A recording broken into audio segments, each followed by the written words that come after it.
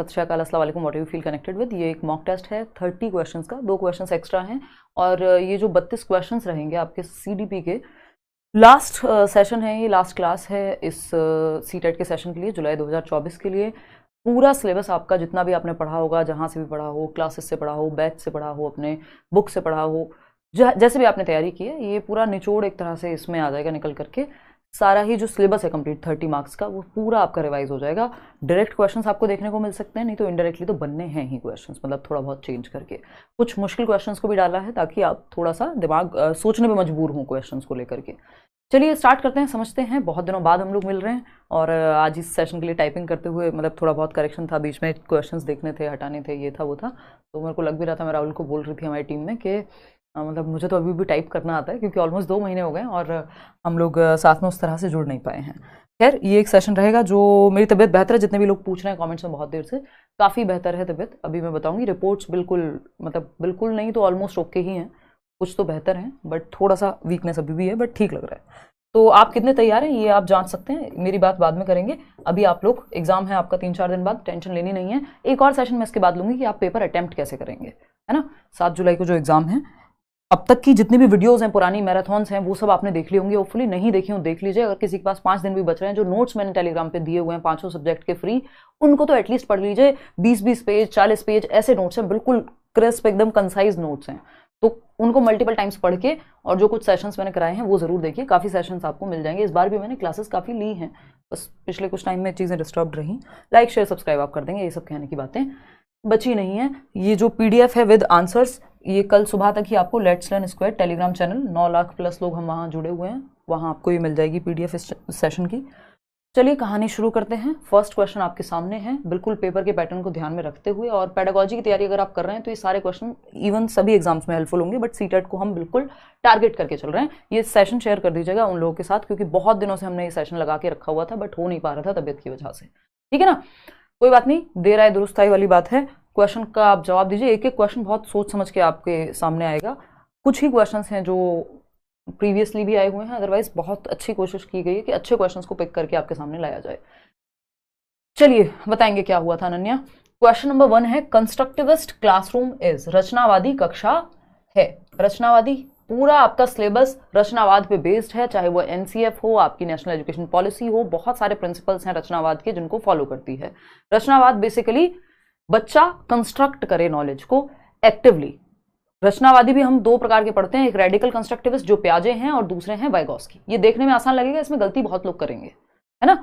तो अगर मैं बात करूं, कंस्ट्रक्टिविस्ट जो क्लासरूम है, यानी जहां ज्ञान की रचना होनी चाहिए, वो किस पे फोकस्ड होगा? एक्टिविटी यानी गतिविधि केंद्रित होगा, स्टूडेंट फोकस्ड यानी छात्र केंद्रित होगा, या क्वेश्चन फोकस्ड यानी प्रश्न केंद्रित होगा, या फिर टीचर फोकस्ड यानी शिक्षक पे केंद्रित होगा। अब आपको इतना तो पता है कि रचनावाद है तो टीचर पे फोकस्ड तो नहीं होगा, सिर्फ क्वेश्चन पे फोकस्ड तो नहीं होगा, फिर या तो एक्टिविटी फोकस्ड है या स्टूडेंट फोकस्ड है। इसमें कई लोग जो हैं कंफ्यूज रहते हैं, और इसमें मैं देखना भी चाहूंगी कि आप लोग कितने % लोग A और कितने % B, यहाँ मैं देख नहीं पा रही हूँ। ठीक है, 47% लोग कह रहे हैं ये जवाब है, और 51% लोग कह रहे हैं ये जवाब है। बाकी के अदर्स, इनको तो हम हटा ही देंगे, ठीक है ना।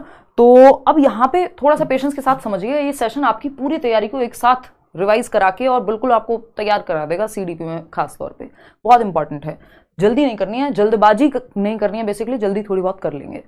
देखो, आप लोग कह रहे हैं कि ये स्टूडेंट फोकस्ड होना चाहिए 47% लोग, गतिविधि केंद्रित होना चाहिए ऐसा 51% लोग कह रहे हैं। मैं भी बहुत बार आपको कहती हूँ कि जहां बच्चा एक्टिव है वो ऑप्शन बढ़िया है, लेकिन यहां हमने गड़बड़ कर दी है। ये 51% लोग गलत जवाब दे रहे हैं। एक्टिविटी फोकस्ड नहीं, क्लासरूम होगा स्टूडेंट फोकस्ड, ठीक है ना। क्लासरूम होगा स्टूडेंट फोकस्ड। अगर बच्चा फोकस्ड है, बच्चा फोकस में है, सेंटर में है बच्चा, तो एक्टिविटी अपने आप होगी, क्योंकि बच्चे का नेचर ही एक्टिविटी करना, ठीक है ना। तो छात्र केंद्रित क्लासरूम होगा, क्योंकि ये जो रचनावाद है ये प्रोग्रेसिव एजुकेशन। एक क्वेश्चन और 2018 में इस तरह का आया था, इवन आई थिंक 19 या 18 में, और बहुत सारे टीचर्स ने गलत भी बताया था कि वो क्वेश्चन ये था कि प्रोग्रेसिव एजुकेशन, जो प्रगतिशील शिक्षा या चाइल्ड सेंटर्ड एजुकेशन, जो बाल केंद्रित शिक्षा है, वो एक्टिविटी सेंटर्ड क्लासरूम होती है या चाइल्ड सेंटर्ड या स्टूडेंट सेंटर्ड होती है। तो उसमें भी लोगों ने एक्टिविटी सेंटर्ड कह दिया था, जबकि उसका जो सही आंसर था ऑफिशियली भी और वैसे भी जो होना चाहिए वो यही था कि स्टूडेंट सेंटर्ड होनी चाहिए क्लासरूम। बच्चे को अगर हम ध्यान में रखेंगे तो बच्चे के हिसाब से एक्टिविटी प्लान होगी, ये नहीं कि एक्टिविटी के हिसाब से बच्चा प्लान हो जाएगा।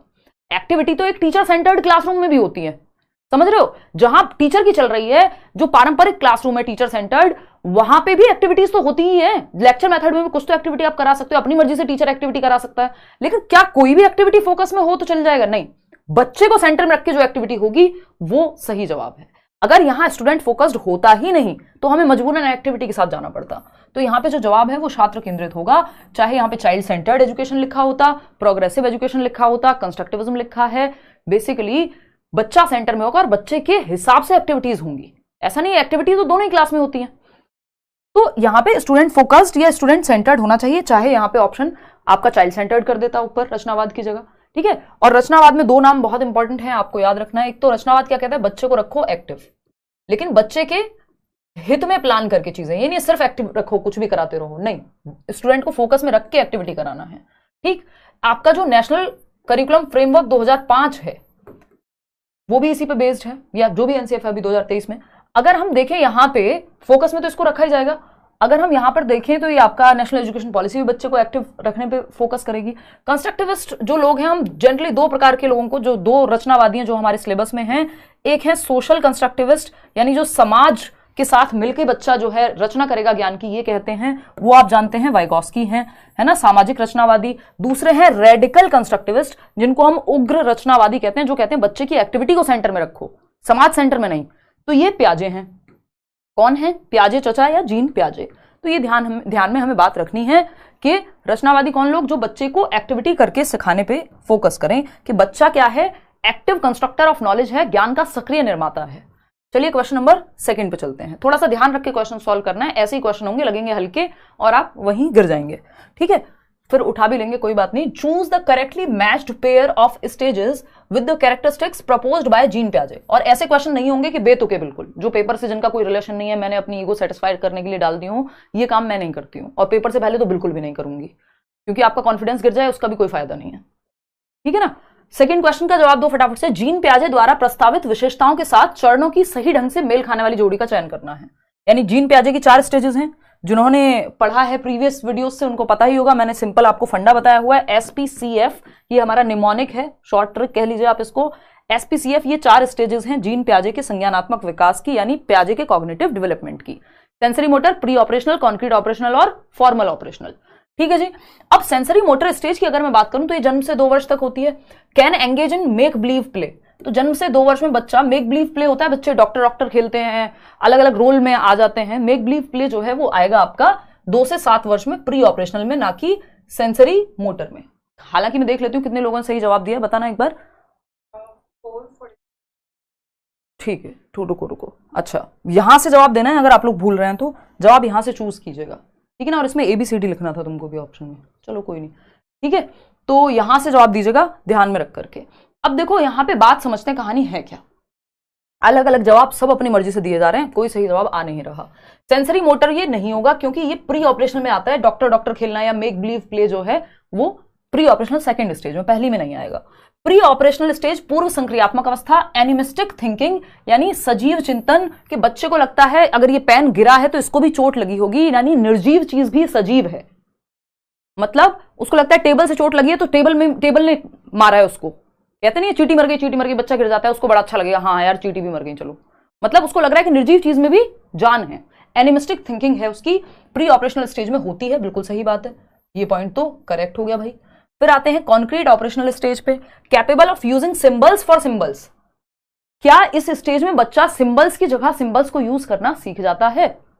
इसी बार के पेपर में पूछा हुआ था इसी भाषा में, और आप लोग लुढ़क जा रहे हैं इस वाले क्वेश्चन में।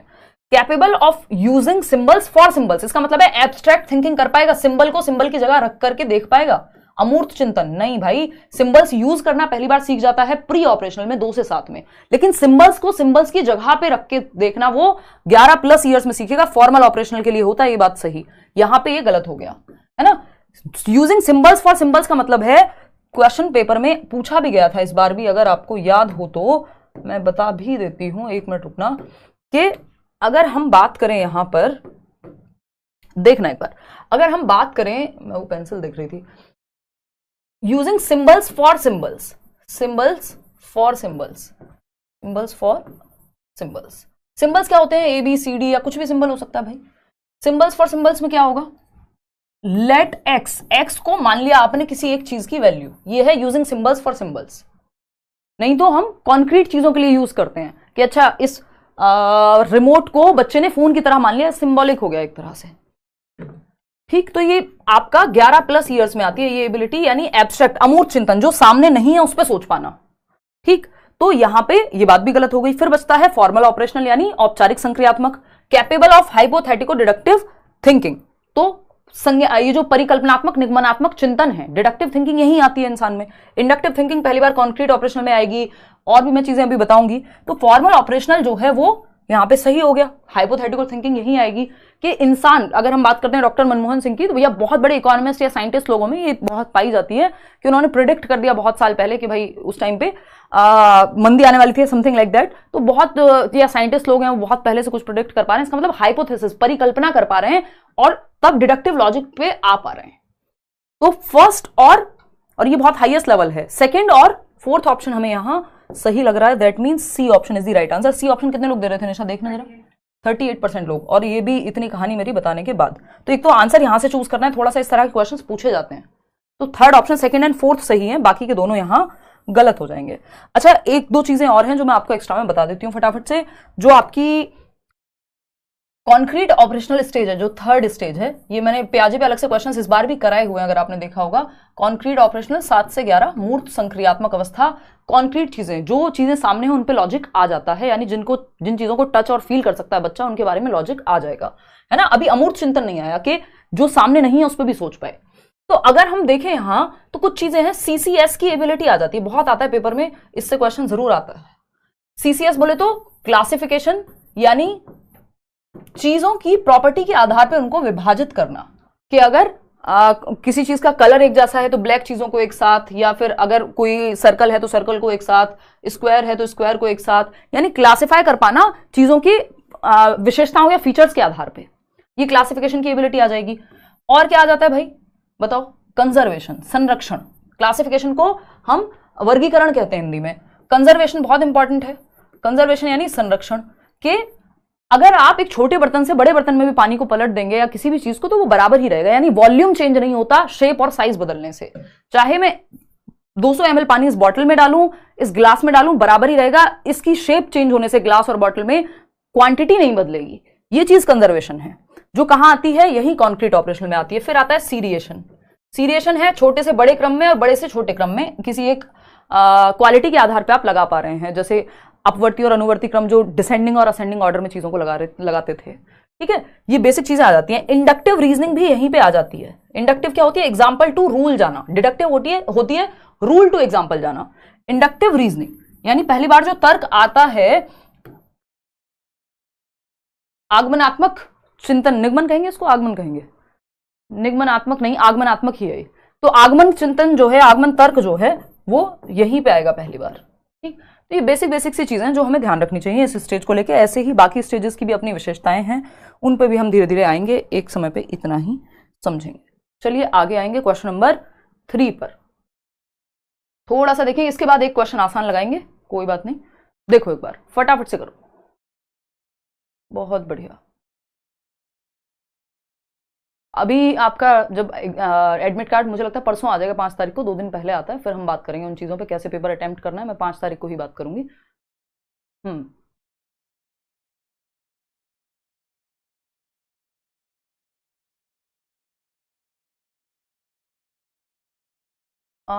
मृणालिनी, मतलब पास्ट में अगर आपने ले लिया जॉब तब तो कोई दिक्कत नहीं है।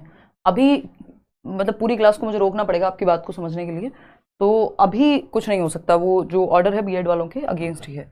देखो एक बार, तो अगर हम बात करें, या फेवर में नहीं है ये कह लीजिए, क्वेश्चन नंबर 3 देखिएगा। अगर मैं देखूं यहाँ पे क्या पूछा है क्वेश्चन में, कॉलम ए को कॉलम बी से मैच करना है, सिंपल बात। ठीक, गिफ्टेड बच्चा, गिफ्टेड चाइल्ड, बहुत प्रकार के बच्चे होते हैं। लैक्स रीडिंग फ्लुएंसी, नहीं भाई गिफ्टेड है तो उसकी तो क्षमताएं ज्यादा बेहतर होती हैं, तभी तो गिफ्टेड कह रहे हैं हम उसको। उसकी मेंटल एबिलिटी, उसकी याद रखने की क्षमता, उसकी चीजों को समझने की क्षमता, ये सब बहुत ज्यादा होती है। ठीक है राहुल, धन्यवाद। तो राहुल केशरवानी फटाफट से बताओ, गिफ्टेड तभी तो कह रहे हैं जब उसमें कोई खास क्षमता है, उसके अंदर कुछ गिफ्टेड है, तभी तो हम उसको गिफ्टेड कह रहे हैं, मतलब हमें मिला है ईश्वरीय शक्ति जैसा।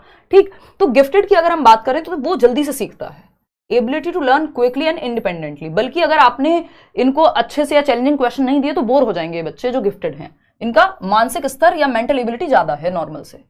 3 प्रकार के गिफ्टेड होते हैं, उसमें बाद में आएंगे, बट इनकी जो एबिलिटी होती है वो ज्यादा होती है, कमिटमेंट ज्यादा होती है, जब तक तोड़ेंगे नहीं तब तक छोड़ेंगे नहीं, और क्रिएटिविटी इनकी जो है वो ज्यादा होती है, यानी कुछ नया करने की क्षमता इनके अंदर होती है। ये रेंजोली ने 3 लक्षण बताए थे गिफ्टेड बच्चों के। लर्निंग डिसेबल्ड, यानी इसको कोई सीखने में समस्या है। लैक्स रीडिंग फ्लुएंसी, हो सकता है भाई। क्रिएटिव बच्चा तो कुछ ओरिजिनल सॉल्यूशन निकालेगा, कुछ नया सोचेगा, नोवल सोचेगा। एडीएचडी वाला बच्चा है तो उसका ध्यान एक जगह पे नहीं टिकेगा, वो टेंडेंसी उसकी डिस्ट्रैक्ट होने की ज्यादा है। तो आपका जो लर्निंग डिसेबल्ड है वो इसमें डिसलेक्सिया हो सकता है कि उसको पढ़ने में फ्लुएंसी नहीं है। तो सिंपल है, गिफ्टेड फर्स्ट का हो गया फोर्थ, फर्स्ट का फोर्थ हो गया। फर्स्ट का फोर्थ कहीं दिख रहा है भाई, डी डी डी है, ये एक ही जगह पे है, तो इस ऑप्शन को तो एलिमिनेट कर देंगे। फिर आएंगे सेकंड पे, लर्निंग डिसेबल्ड। लर्निंग डिसेबल्ड तो हम ए के साथ जा रहे हैं, तो ए यहां पर है, ठीक है जी, डी के बाद ए। फिर थर्ड ऑप्शन है क्रिएटिव का। क्रिएटिव जो है वो आपका ओरिजिनल थिंकर होगा, यानी यहां पे हो गया सेकंड ऑप्शन बी, ठीक है। फिर आगे आपका एडीएचडी, तो यहाँ पे एडीएचडी वाले बच्चा जो है वो डिस्ट्रैक्ट बहुत जल्दी होता है, अटेंशन में कमी होती है उसके, तो उसको पार्ट्स में तोड़ के आपको चीजों को समझाना होता है। 30 मिनट का काम उसको एक साथ नहीं देते, 5-5 मिनट के 6 हिस्सों में तोड़ देते हैं, क्योंकि वो ज्यादा देर टिक के बैठ नहीं पाता, attention deficit hyper activity disorder वाला बच्चा, ठीक। तो second option is the right answer. आगे बढ़ेंगे क्वेश्चन नंबर 4 पर। ये थोड़ा सा आसान लगना चाहिए आप लोगों को, क्वेश्चन फटाफट से बताएंगे आप लोग। Miss you ma'am, same here Ragini, मैंने भी आप लोगों को बहुत मिस किया। देखिएगा एक बार question number 4, repeatedly asking children. एक एक क्वेश्चन इंपॉर्टेंट है आज का, क्वेश्चन नंबर 1 से लेकर 32 तक हर तरह का आपका टॉपिक रिवाइज हो जाएगा पूरे सिलेबस में, और क्वेश्चन भी आपके बहुत तरह के बन जाएंगे, तो इसके बाहर फिर दिक्कत नहीं होगी अगर आप ये सारे कॉन्सेप्ट क्लियर हैं आपके तो। ओह गॉड, देखिएगा फटाफट। एग्जाम के लिए डर लग रहा है, डर लगना एकदम नेचुरल बात है, लगता है, और आप मेहनत कीजिए, डर को साइड में रहने दीजिए। क्वेश्चन नंबर 4 देखिए, repeatedly asking children to engage in learning activities either to avoid punishment और टू गेन रिवॉर्ड। यानी आप बच्चों को लर्निंग एक्टिविटी में एंगेज करने को कह रहे हैं कि भैया कुछ सीख लो, पढ़ लो। क्यों? क्योंकि या तो रिवॉर्ड मिलेगा या फिर पनिशमेंट मिलेगी। या तो पापा कहेंगे कि तुम निकलो घर से, तुम्हारी नौकरी नहीं लग रही है, या शादी कर देंगे तुम्हारी, ये है पनिशमेंट। कुछ लोगों के लिए रिवॉर्ड भी हो सकता है शादी करना, बट पनिशमेंट हो गया जनरली। जैसी ठीक है, आते हैं, खैर इस बात को साइड रखेंगे। तो पनिशमेंट से बचने के लिए और रिवॉर्ड को पाने के लिए आपको पढ़ाई करनी है, ऐसी चल रही है दुनिया। बट ये पेडागोजी के हिसाब से बहुत अच्छी अप्रोच नहीं है, ये हमारी मजबूरी है, ये हमारा क्या कहेंगे, बहुत ही विडंबना कह लीजिए इस चीज को, कि सारा सोसाइटी या बहुत सारी चीजें, जैसे कॉम्पिटिटिव एग्जाम्स की तो पूरा फंक्शन ही ऐसे कर रही हैं चीजें, 1-2% लोगों को छोड़ दें तो, कि लोग मजबूरी में या नौकरी जरूरी है, वो सब रीजंस ज्यादा हैं हमारे, हमें घर की गरीबी मिटानी है, जरूरत है, ये सब चीजें, और वो पर्सनल जो इंटेंशन है या बहुत इंटरेस्ट है वो बहुत कम लोगों का है ना। तो लेकिन हमें स्कूल में बच्चे को उसका इंटरेस्ट से पढ़ाना है, ना कि पनिशमेंट के भय से या रिवॉर्ड के लालच में। बहुत अच्छी तबीयत है अनिल अभी पहले से। डिक्रीज एक्सट्रिंसिक मोटिवेशन, अभी बताऊंगी उसको। बाहरी अभिप्रेरणा कम होती है इससे, नहीं ये तो बाहरी ही है। बाहरी क्या है? जिसका रीजन बाहर हो। 2 तरह की मोटिवेशन है, एक इंटरनल एक एक्सटर्नल। तो ये एक्सटर्नल को ही तो प्रभावित करेगा, डिक्रीज क्यों करेगा? पनिशमेंट से बचने के लिए रिवॉर्ड आप पा रहे हो तो आप काम कर रहे हो, तो इसके साथ तो जा नहीं रही बात। इंक्रीजेस इंट्रिंसिक मोटिवेशन, आंतरिक अभिप्रेरणा तो बनेगी नहीं, क्योंकि आंतरिक अभिप्रेरणा कैसे बढ़ेगी? बाहरी कारण से। आंतरिक अभिप्रेरणा के लिए तो आपको सीखने में मजा आता है, कोई काम को करने में, ये आंतरिक अभिप्रेरणा है। Learning for the sake of learning, for the Joy of learning. ऐसे नहीं कि मेरे को अगर साइकोलॉजी पढ़ना पसंद है तो मैं नहीं भी पढ़ा रही हूं तब भी पढ़ लूंगी, ठीक है ना। Would encourage children to focus on mastery rather than performance goals, यानी मास्टरी लर्निंग बेस्ट होती है। 3 प्रकार की ओरिएंटेशन होती है या गोल्स होते हैं एक तरह से, ये पेपर में पूछा जाता है हर बार, पिछली बार भी आया था, और ये मैंने आपको मैराथन में भी सबसे पहले बताया हुआ है। एक है आपका performance oriented goals, performance orientation goals, कि आपकी मोटिवेशन किस रीजन से है। दूसरा है आपको, ये चतुर है वो, 3 इडियट्स का चतुर याद कर लीजिए, जिसको फर्स्ट आना है, रट्टा लगाओ चाहे कुछ भी हो, फर्स्ट आना है, ठीक। दूसरा है आपका फेलियर अवॉइडेंस, ये राजू रस्तोगी है, बस जिसको पास हो जाना है किसी भी तरह से, कहीं फेल ना हो जाऊं, 90 नंबर आ जाए सीटेट में। जिन्होंने लास्ट में पढ़ना शुरू किया होगा उनकी स्थिति ऐसी होगी कि फेलियर से बचना है बस, ठीक है ना। ये राजू रस्तोगी मान लीजिए 3 इडियट्स का, ठीक। बहुत साल से ये एग्जांपल्स में देती हूँ, अब तो बहुत लोग यूज करने लग गए।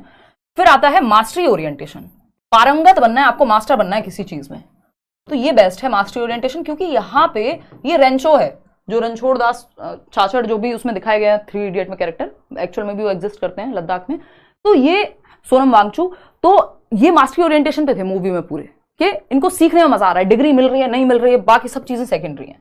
तो ये बेस्ट है बच्चे के लिए कि उसको इंटरेस्ट आए सीखने में, वो मास्टरी के लिए कि वो बेहतर कर पाए किसी चीज में। एग्जैक्ट क्वेश्चन आया हुआ है और आता है हर बार, एक क्वेश्चन जरूर आएगा। ठीक, परफॉर्मेंस यानी परफॉर्म करना है, फर्स्ट आना है, कुछ भी करके, रट के आओ, पढ़ के आओ, जो करके आओ। फेलियर अवॉइडेंस है, बस फेलियर से बच जाऊं तो जितने, मान लीजिए सीटेट में 60% चाहिए और कैटेगरी में चाहिए आपके 55%, तो इतने आ जाएं बस। ठीक, ये है फेलियर अवॉइडेंस। मास्टरी ओरिएंटेशन है, मेरे को एक एक टॉपिक आता हो, मुझे जानना है सब कुछ, मुझे पूरा सिलेबस पढ़ना है, मुझे मजा आता है, ये है मास्टरी ओरिएंटेशन। नंबर जितने आएंगे अपने आप आ जाएंगे। तो ये मास्टरी ओरिएंटेशन है, बेस्ट इसमें से मास्टरी ओरिएंटेशन है। ठीक, तो ये यहाँ पे फोकस करेगा मास्टरी ओरिएंटेशन पे। नहीं भाई, जब वो पनिशमेंट से बचने के लिए पढ़ रहा है तो कहां से मास्टरी पे ध्यान होगा, उसको तो बस किसी तरह से पास होना है ना। तो ये गड़बड़ है। Decreases children's natural interest and curiosity involve in learning, यानी बच्चे के अधिगम में बच्चों की स्वाभाविक अभिरुचि तथा जिज्ञासा कम हो जाती है इस चीज से, कि मेरा नेचुरल इंटरेस्ट किसमें है, इसमें मैं जान ही नहीं पाऊंगी कभी। क्यों? क्योंकि अगर मुझे चाइल्ड डेवलपमेंट एंड पेडागोजी में मजा आ रहा है सीटेट के एक सब्जेक्ट में, तो मुझे टेंशन इस बात की मुझे मैथ्स भी पढ़ना है, मुझे ये भी पढ़ना है, मुझे वो भी पढ़ना है। तो अगर नेचुरल इंटरेस्ट इंसान नहीं जान पाएगा, क्योंकि पूरा ध्यान है बस फेलियर से बचना है, पनिशमेंट से बचना है, रिवॉर्ड मिलेगा। तो इसमें जो आपके अंदर का नेचुरल, किस चीज में आप सच में अच्छा कर सकते थे, वो निकल के ही नहीं आ पाएगा, मौका ही नहीं मिलेगा। तो स्वाभाविक जो अभिरुचि या जिज्ञासा है, जो क्यूरियोसिटी है, जो इंटरनल मोटिवेशन है, वो पता ही नहीं लगेगा। इंटरनल का मोटिवेशन का तो तब पता लगेगा, आंतरिक का तो जब आपको पता तो हो आपका इंटरेस्ट किसमें है। तो fourth option is the right answer. आगे बढ़ेंगे, क्वेश्चन नंबर 5 देखिएगा फटाफट से, ध्यान से जवाब दीजिएगा, इसमें आप लोग गलतियां करेंगे, बताइएगा। सिर्फ वीडियोस से प्रिपेयर कर लिए, एक मैराथन भी देख लोगे तो भी 30 में से 30 आ जाएंगे। जो सीडीपी वाला मैराथन है, जो 3-4 मैराथन लिए हुए हैं ना जनवरी में, उससे पहले भी मैराथन लिए हुए हैं। रोल नंबर वगैरह फिल करने का टाइम मिल जाता है आफरीन, ना भी मिले अगर तो जितनी देर मिलेगी उसमें से 10 मिनट निकाल लेना, किसी और सब्जेक्ट में से वो काट लेना। बहुत ज्यादा पैनिक नहीं होना है। आपसे पहले भी लाखों लोग एग्जाम दे रहे थे, अभी जनवरी में दिया था, मैंने दिया कितनी बार, और हो जाता है पेपर में, इनफ टाइम है अगर आप थोड़े से अवेयर हैं, प्रैक्टिस करके गए तो। ये डराने वाले लोग बहुत मिल जाएंगे आपको, डरना नहीं है, आपने घबराना नहीं है। वो मीम वायरल हुआ था ना बीच में, love you ma'am, you are the best, thank you Hariom. बताइए फटाफट से बताइए अब। ओके, मैं बेटर हूँ, लर्निंग हब तरुण तिवारी। चलिए फटाफट से 5th क्वेश्चन का जवाब दीजिए, बातों में नहीं लगेंगे। A teacher identifies the difficulty in pronunciation of a child while reading English prose loudly, this may be called.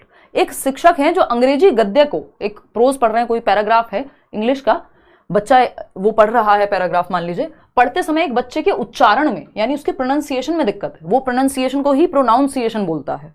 ठीक है ना, मान लेते हैं एक एग्जाम्पल है, दिमाग को, या दिमाग को तो दिमाग बोल देते हैं लोग हिंदी में, लेकिन इंग्लिश का है तो ऐसे बहुत सारे वर्ड्स हैं जिनको गलत हम बोलते ही हैं।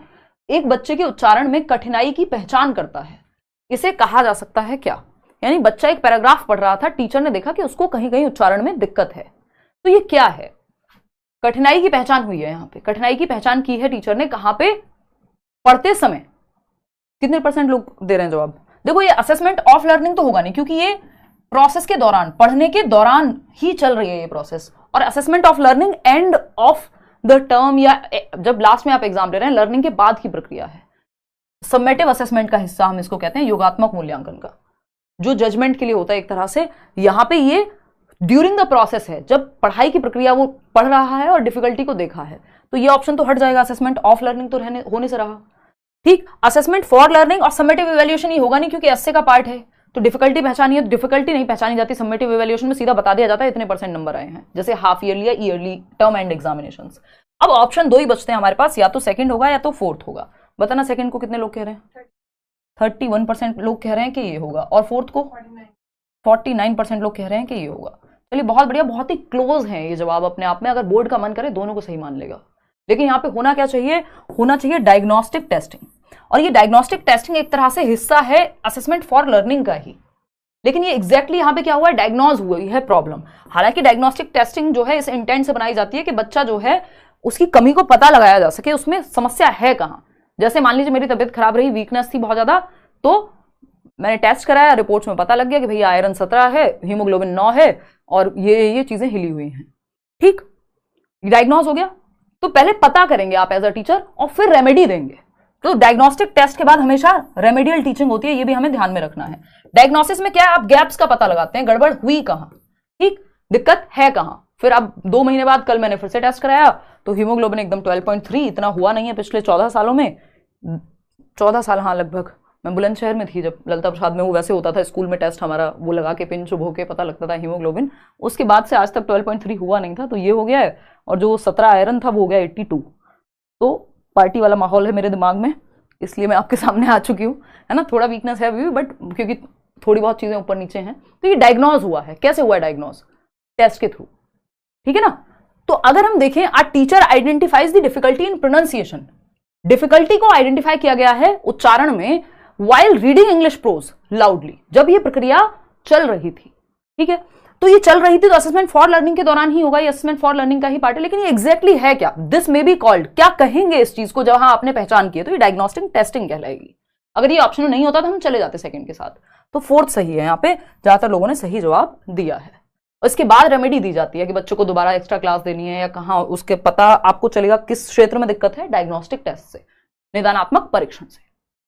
कोई कह रहा है ब्लड डोनेट कर दो, अरे बड़ी मुश्किल से 12.3 हुआ है, थोड़ा और बढ़ जाने दो फिर कर दूंगी, है ना, कर दूंगी। कोई कह रहा 12 से ज्यादा है, साल भर में नहीं खाया मैंने उतना जितना 2 महीने में खाया है। देखो एक बार कर देंगे, कर देंगे, मैं तो कब से चाहती हूँ, होता ही नहीं है ज्यादा तो कर नहीं पाती हूँ। क्वेश्चन नंबर 6 देखो, ऐसे लोग को डोनेट कर देते हो, निशा ने पी लिया थोड़ा बहुत खून तो देखो एक बार, कोई कह रहा है आप रिप्लाई नहीं देते मेरा, यार बहुत सारे लोग हैं मैं नहीं देख, और मैं सोशल मीडिया बिल्कुल नहीं देख रही हूँ पिछले इतने दिनों से, बीच अभी पिछले 3-4 दिन पहले मैंने इंस्टाग्राम वगैरह चेक किया, अदरवाइज तो मैं बहुत कम, जब मैं काम नहीं करती है, मतलब आपके साथ नहीं होती हूँ इंटरनेट पे, तो मैं इंटरनेट देखती नहीं हूँ, कुछ और देख लूंगी मैं, कोई मूवी देख ली, कुछ और देख लिया, बट ये जीमेल ये वो बहुत कम देखती हूँ। कोई बात नहीं मानसी, कौन सा अटेम्प्ट काउंट हो रहे हैं यहाँ पे, बढ़िया से मेहनत करके दो। देखो एक बार, तो क्वेश्चन नंबर 6 देख लो, fill the gap about the relationship between language and thought, भाषा और विचार के संबंध के बारे में सही गैप को भरना है। जीन प्याजे और वाइगोस्की इस चीज में अलग सोचते हैं।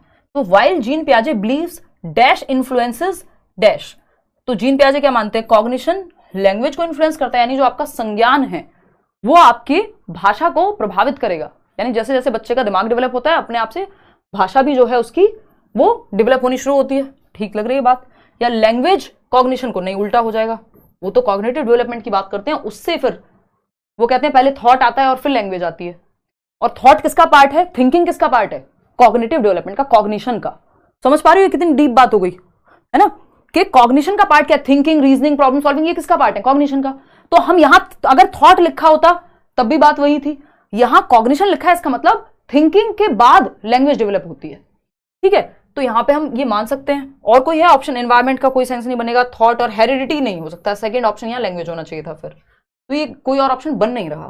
तो अगर मैं देखूं यहां पे कॉग्निशन, जीन पियाजे बिलीव्स कॉग्निशन इन्फ्लुएंसेस लैंग्वेज, यानी जो थॉट है वो लैंग्वेज को प्रभावित करता है। लेव वाइगोस्की सजेस्ट दैट लैंग्वेज, जो भाषा है, वाइगोस्की कह रहे हैं कि जो भाषा है वो कॉग्निशन को डेवलप करती है, यानी लैंग्वेज क्या है, ग्रेटेस्ट टूल है संज्ञान के विकास के लिए, ऐसा वाइगोस्की कहते हैं कि लैंग्वेज एक टूल है। फिर से समझ लीजिए, भाषा और विचार के संबंध में अगर हम देखें तो पियाजे का मानना है कि संज्ञान को प्रभावित करता है विचार, संज्ञान से आपकी भाषा प्रभावित हो रही है, ठीक है, और भाषा से संज्ञान डेवलप हो रहा है, ऐसा कौन कह रहा है, वाइगोस्की। संज्ञान क्या है भाई, जो भी काम दिमाग से हो रहे हैं वो सब कॉग्निशन में आते हैं, जैसे थिंकिंग, रीजनिंग यानी सोचना, चिंतन करना, जो है आपका तर्क करना, रीजनिंग करना, आपका इमेजिनेशन, मेमोरी, परसेप्शन, जितने भी काम दिमाग से संबंधित है, लैंग्वेज भी आपकी कॉग्निशन के अंदर ही आती है, और दोनों ने कॉग्निटिव डेवलपमेंट की थियरी दी है, पियाजे और वाइगोस्की ने, ठीक है ना। अब इसको थोड़ा समझ लेते हैं, फर्स्ट ऑप्शन यहां करेक्ट हो गया। अब लैंग्वेज एंड थॉट का थोड़ा सा रिलेशनशिप देख लेते हैं, पियाजे और वाइगोस्की की भाषा में, अभी मत देना पोल, इस पे हम आएंगे 1 मिनट में, देखना एक बार।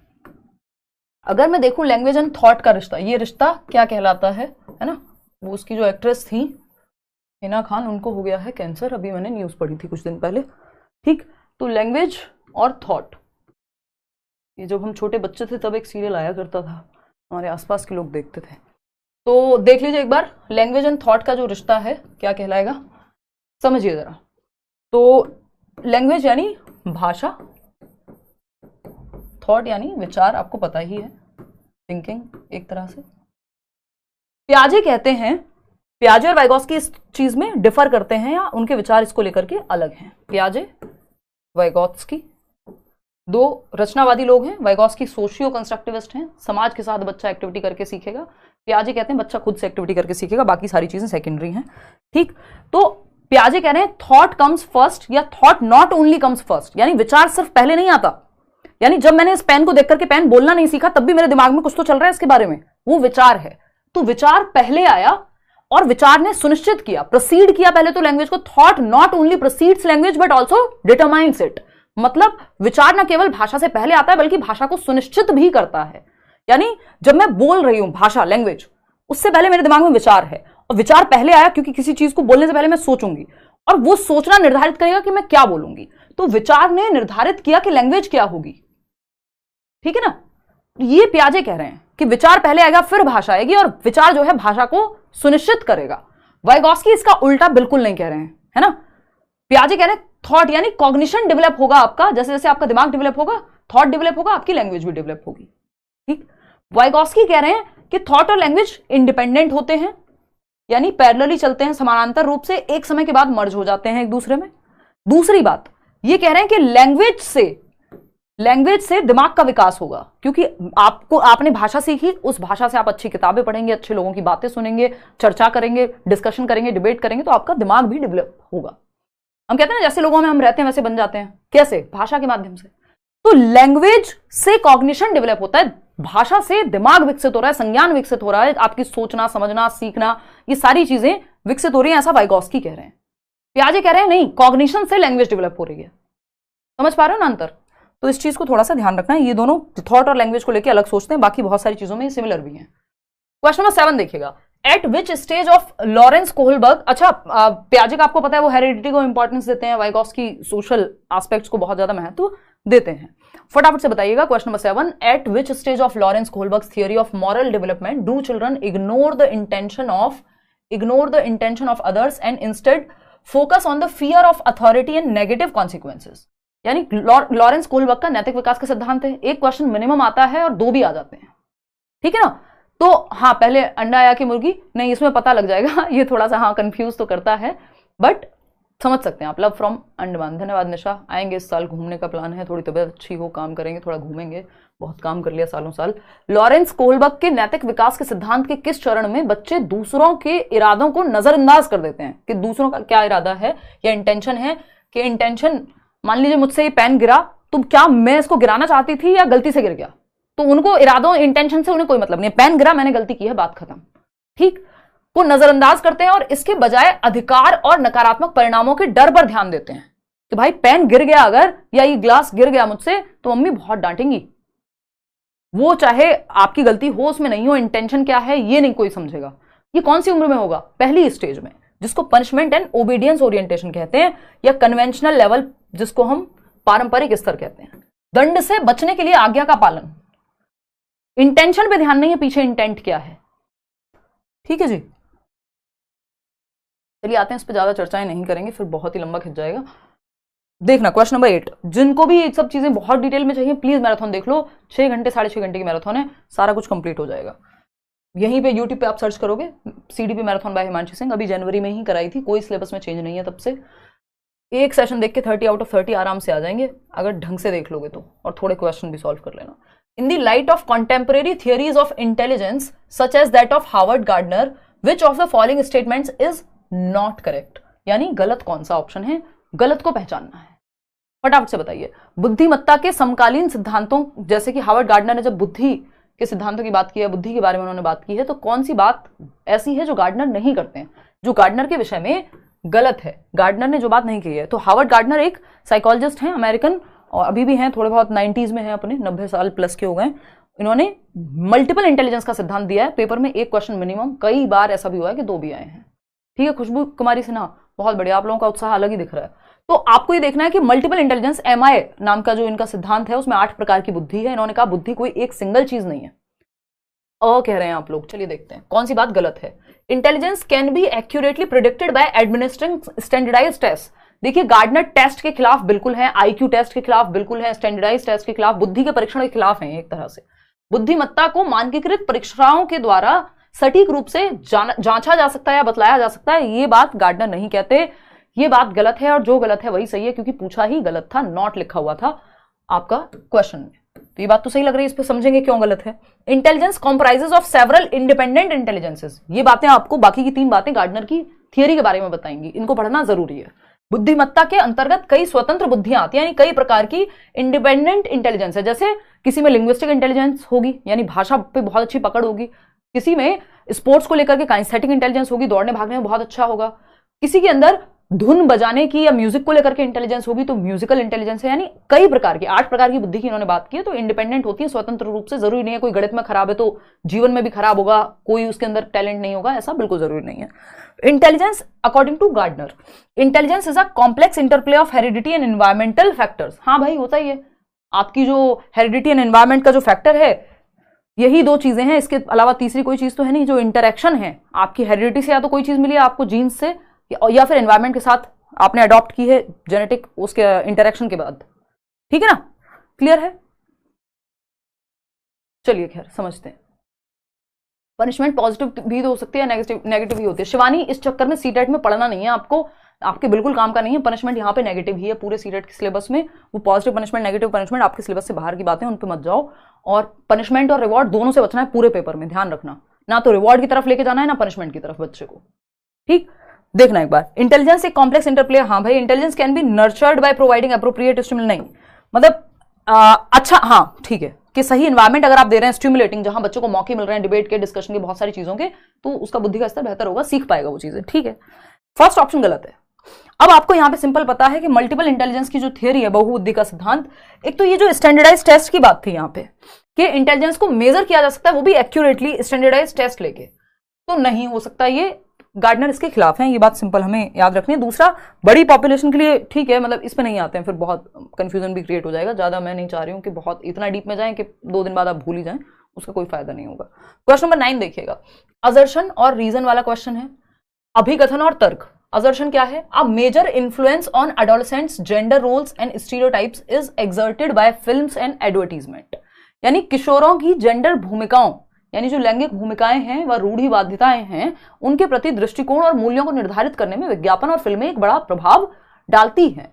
कि एडोलेसेंट्स यानी टीनेजर्स, एक तरह से जो 13 to 19 की एज में है ना, या 12 से 18, या WHO की माने तो 10 से 19 वर्ष के बीच एडोलेसेंट्स, किशोर या किशोरी। ठीक, तो यहाँ पे बहुत सारे चेंजेस आपके अंदर हो रहे होते हैं। इसको तनाव एवं तूफान का काल कहा है स्टैनली हॉल ने, है ना। साइकोलॉजिकल चेंज से लेके हर तरह के चेंजेस, हीरो वर्शिप, बहुत सारी चीजें हैं जो यहाँ पे होती हैं एडोलेसेंस में। मैक्सिमम दिमाग का विकास भी यही हो जाएगा। ठीक है, तो जेंडर रोल कि लड़कियों को ऐसे रहना चाहिए, लड़कों को वैसा रहना चाहिए, ये सारी चीजें मीडिया से बहुत ज्यादा इंस्पायर्ड होती हैं। कि आपने देखा घड़ी, या कोई भी घड़ी छोड़ देते हैं, कोई भी एक डिटर्जेंट है मान लीजिए, तो उसके एड में बहुत सारी फीमेल्स आ रही हैं। या घर के सामान की अगर हम बात करें, किचन के यूटेंसिल्स हैं तो उसमें सिर्फ फीमेल्स ही आती हैं, है ना। टॉयलेट क्लीनर हैं तो उसमें भी फीमेल ही आ रही हैं। जो भी काम घर के, उन सब के एडवर्टीजमेंट में, टीवी में सिर्फ फीमेल्स ही आती हैं। तो दिमाग में क्या बैठ जाएगा देखने वाले टीनेजर के कि भाई ये काम तो लड़कियों का होता है, मैं क्यों करूं। अगर कोई लड़का है 18 साल का, उसको कहा जाए बेटा खाना बना लो या ये किचन साफ कर दो, वो कहेगा मेरा काम थोड़ी, ये तो मेरी बहन का काम है। कहां से इंस्पायर्ड है? मीडिया से। अगर मीडिया में ऑपोजिट भी दिखाया जाएगा, जो कि आज के समय में दिखाया जाता है कि किसी डिटर्जेंट के एड में सलमान खान आ रहे हैं, कोई और आ रहा है, या कोई हार्पिक के एड में मेल भी इंक्लूडेड हैं, तो वो क्या है, एक तरह से बैलेंस कर रहे हैं वहां पे चीजों को। ठीक है ना, और बढ़िया क्रैक हो जाएगा। अनिल, अगर प्रीवियस ईयर पेपर में अगर आपके नंबर सही आ रहे हैं, पेपर में भी आपके नंबर सही आएंगे अगर आप ईमानदारी से पेपर दे रहे हैं तो। ठीक है ना, मतलब प्रीवियस ईयर अगर लगा रहे हैं तो यहाँ पे हमें सिंपल ध्यान रखना है कि हाँ, जेंडर रोल्स और स्टीरियोटाइप्स कि नहीं, ये काम सिर्फ लड़कियों का, ये परंपरा जो हमें एक तरह की बना दे रहे हैं यहाँ पे, ये फिल्म और एडवर्टीजमेंट से बहुत प्रभावित होती है। ये बात एकदम सही है, क्योंकि जिस तरह की आप मूवीज देख रहे हैं, जिस तरह की आप चीजें कर रहे हैं, बहुत प्रभाव पड़ता है। हम अगर देखें तो बचपन में छोटी थी, मैंने देखा आसपास उस टाइम पे वो तेरे नाम मूवी आई थी एक सलमान खान की, पता नहीं कितने लोग गांव में सेम हेयर स्टाइल फॉलो करने लग गए थे, या आज भी ये चीज होती ही है। और अगर हम बात करें आपकी अभी जो एनिमल मूवी आई थी, उस पर बहुत विवाद रहा। उसका एक रीजन यही है कि भाई जो टीनेजर है, जिसका दिमाग उतना अभी वो पक्का नहीं हुआ है, अपने आप में थोड़ा सा इधर उधर जाने की स्थिति है, तो लोगों के दिमाग को मूवीज इन्फ्लुएंस करती हैं। ये तो आपके बेंड्यूरा भी कहते हैं और कितनी थियरीज मिल जाएंगी। तो ये चीज सही है, बिल्कुल सही है कि इन्फ्लुएंस हो रहे हैं बच्चे। ठीक, रीजन क्या है इसका? Media is a powerful primary agency of socialisation for children. यानी मीडिया क्या है? एक प्राइमरी एजेंसी है सामाजिकरण की। यहां इन्होंने गड़बड़ कर दी, प्राइमरी एजेंसी नहीं है ये, प्राइमरी एजेंसी परिवार है, उसके बाद दुनिया देखते हैं आप, ठीक है ना। तो ये सेकेंडरी एजेंसी है, गौड़वाहक है। ये फॉल्स हो गया, ए सही था। तो A is true but R is false. तो इस चीज को हम ध्यान रखेंगे। सोशलाइजेशन पे एक ही क्वेश्चन आता है। सामाजिकरण क्या है? एक ऐसी प्रक्रिया जिसमें हम समाज में रहना सीखते हैं, समाज के तौर तरीके, नियम, कायदे, कानून सीखते हैं, है ना। कैसे रहना है, कैसे बोलना है, कोई घर पे आए तो पानी पूछना है, नमस्ते करनी है, ये सब हम सामाजिकरण से ही सीखते हैं। या कोई अगर किसी और धर्म से है तो वो कुछ और कहेगा, तो ये सब हम सामाजिकरण से सीखते हैं। और सामाजिकरण की प्रक्रिया में सबसे पहले जो भूमिका आती है वो आती है परिवार की, परिवार में भी सबसे पहले मदर की। तो सोशलाइजेशन में अगर हम कहें प्राइमरी, हालांकि जिम्मेदारी सभी की है, इसमें सिर्फ मदर की जिम्मेदारी नहीं है। सेकेंडरी यानी प्राथमिक वाहक सामाजिकरण की एजेंसीज हैं जिनके माध्यम से सामाजिकरण या समाज में रहना सीख रहा है बच्चा। दूसरा है गौड़ वाहक, सेकेंडरी एजेंट्स ऑफ सोशलाइजेशन और प्राइमरी एजेंट्स ऑफ सोशलाइजेशन। एक क्वेश्चन आता ही है। फैमिली है प्राइमरी में, परिवार, और परिवार इसमें इमीडिएट फैमिली या आप अगर एक बड़ी फैमिली में रहते हैं, नेबरहुड के भी लोग कई बार आ जाते हैं, डिपेंड करेगा। अगर फैमिली के साथ आया हुआ है तो प्राइमरी, अगर ऑप्शन में नेबरहुड स्कूल के साथ आया हुआ है तो सेकेंडरी। तो इतने दो चीजें, दो ऑप्शन यहां पे पक्के हैं। अगर स्कूल है तो सेकेंडरी में जाएगा, मीडिया है तो सेकेंडरी में जाएगा। और अगर हम बात करें फैमिली की, नेबरहुड की, कई बार तो फैमिली हमेशा प्राइमरी में होगी, स्कूल हमेशा सेकेंडरी में होगा। ठीक, चलिए खैर आगे बढ़ते हैं। क्वेश्चन नंबर देखना एक बार 10th। क्वेश्चन नंबर 10 देखिए क्या कहता है ये। इन अ क्लासरूम डिस्कशन, एक कक्षा में चर्चा हो रही है ऑन क्रिकेट, क्रिकेट पे चर्चा हो रही है। A teacher is giving more chances to boys than girls. एक टीचर है जो लड़कों को ज्यादा चांस दे रहे हैं खेलने का क्रिकेट लड़कियों के मुकाबले, क्योंकि या चर्चा भी हो रही है, खेलने की तो बाद में आएगी, चर्चा हो रही है कि तुम बताओ क्रिकेट के बारे में। अच्छा, वर्ल्ड कप का मैच हुआ था तो लड़कियां और लड़के दोनों हैं, और आपने क्या किया कि एक टीचर हैं आप मान लीजिए, तो आप लड़कों को ज्यादा खड़ा कर रहे हैं, वो ज्यादा अच्छे जवाब दे रहे हो, ऐसा भी हो सकता है क्योंकि अभी तो कल्चरली ऐसी चल रही हैं चीजें, वो स्टीरियोटाइप खत्म थोड़ी हो गया है। तो और टीचर फिर प्रभावित है कि नहीं लड़कों को खड़ा करो, इन्हीं को पता है क्रिकेट के बारे में, अगर ऐसा हो रहा है तब भी। तो एक टीचर जो है ज्यादा चांसेस दे रहे हैं चर्चा में अपनी बात कहने का लड़कों को क्रिकेट के मुद्दे पे, बजाय कि लड़कियों के। उनको कम चांसेस मिल रहे हैं। अगर 3 बार लड़कों को खड़ा किया गया है तो शायद लड़की को एक ही बार खड़ा किया गया होगा क्लास में से किसी एक गर्ल को। ये क्या है? ये स्टीरियोटाइप है, आपको बराबर चांसेस देने हैं। अगर आप किसी भी एक तरफ झुकेंगे, मुद्दा कोई भी हो, तो गड़बड़ होगी। तो ये क्या है? कॉम्बैट कर रहे हैं आप स्टीरियोटाइप को। स्टीरियोटाइप क्या है? जो चीजें चली आ रही हैं वो गलत हैं, सही हैं, लड़के कमजोर होते हैं, सॉरी लड़कियां कमजोर होती हैं, लड़के बहुत ताकतवर होते हैं, या फिर लड़के रोते नहीं हैं, ये सब क्या है? स्टीरियोटाइप्स हैं। बस ठप्पा लग गया एक तरह से। तो आप कॉम्बैट कर रहे हैं, नहीं लड़ कहां रहे हैं आप इस रूढ़िवादिता से। लड़ना चाहिए एज अ टीचर आपको, बट नहीं।